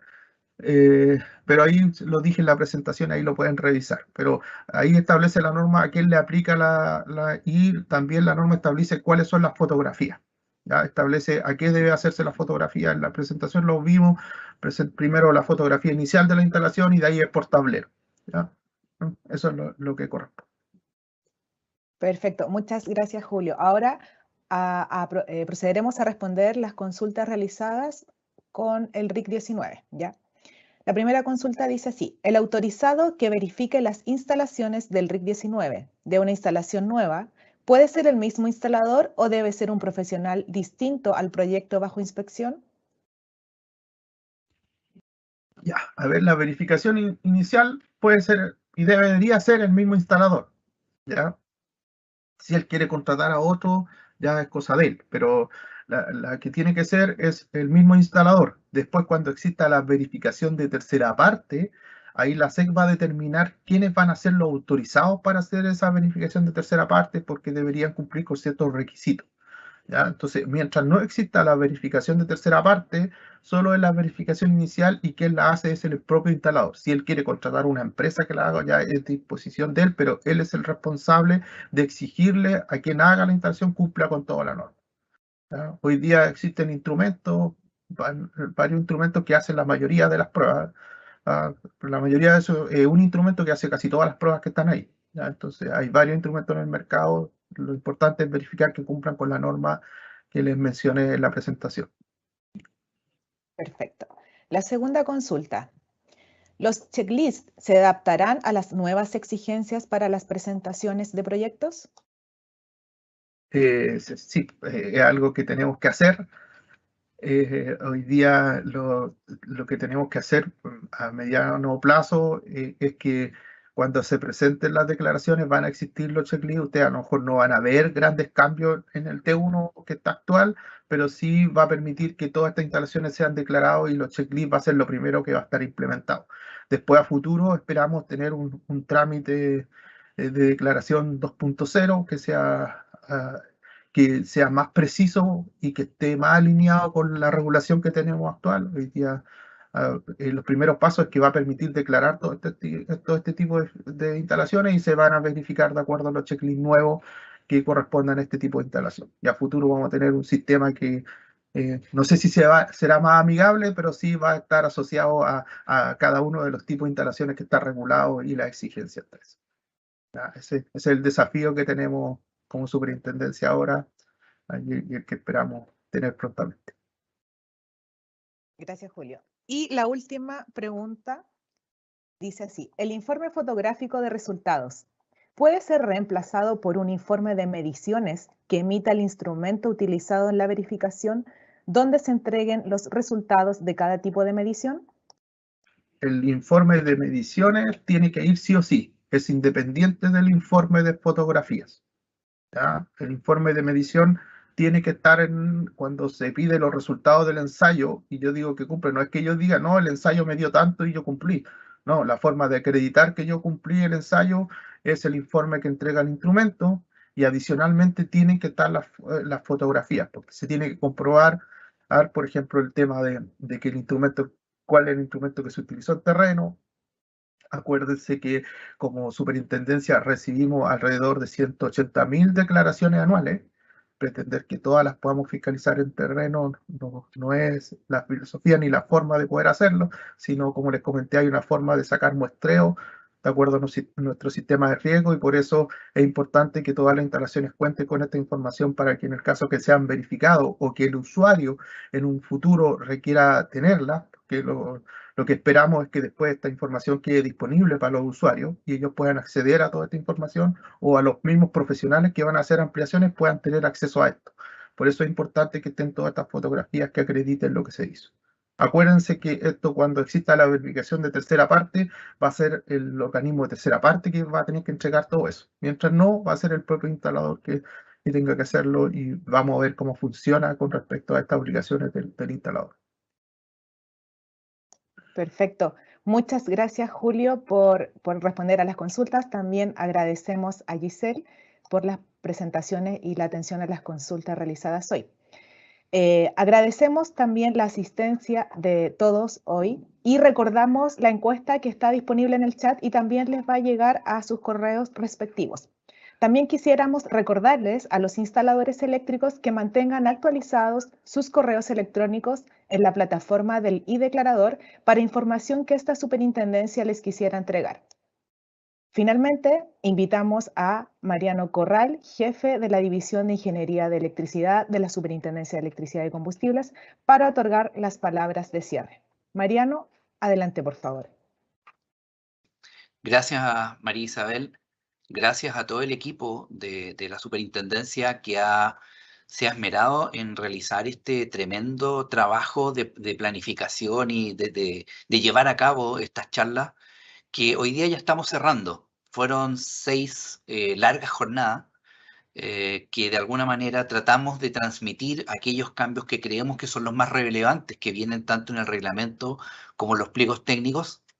A través de las mismas encuestas hemos percibido no solo el interés que ustedes, los instaladores, nos han manifestado respecto a las charlas, sino que esto nos lleva a que hoy día hemos dado una pequeña señal de cuáles son los cambios, pero creemos que vamos a tener que seguir trabajando en conjunto para abordar aspectos específicos. Por lo tanto, esto no es el final. Este no va a ser el fin de un ciclo, sino que este simplemente es el inicio de un ciclo donde seguiremos trabajando con ustedes y seguiremos entregando nuevos aspectos y conocimientos que a lo mejor podrían ser abordados en forma mucho más profunda. Agradecer a ustedes, los instaladores, por la audiencia. Sabemos que en algunos casos tuvieron que ausentarse de sus trabajos, etcétera. Les agradezco finalmente la oportunidad para que podamos entregar este ciclo de charla.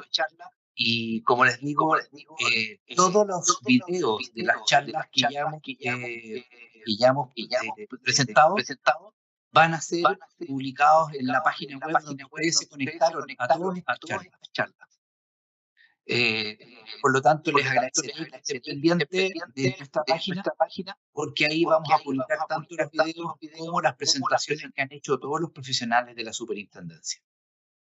Muchas gracias y nos vemos en una próxima ocasión.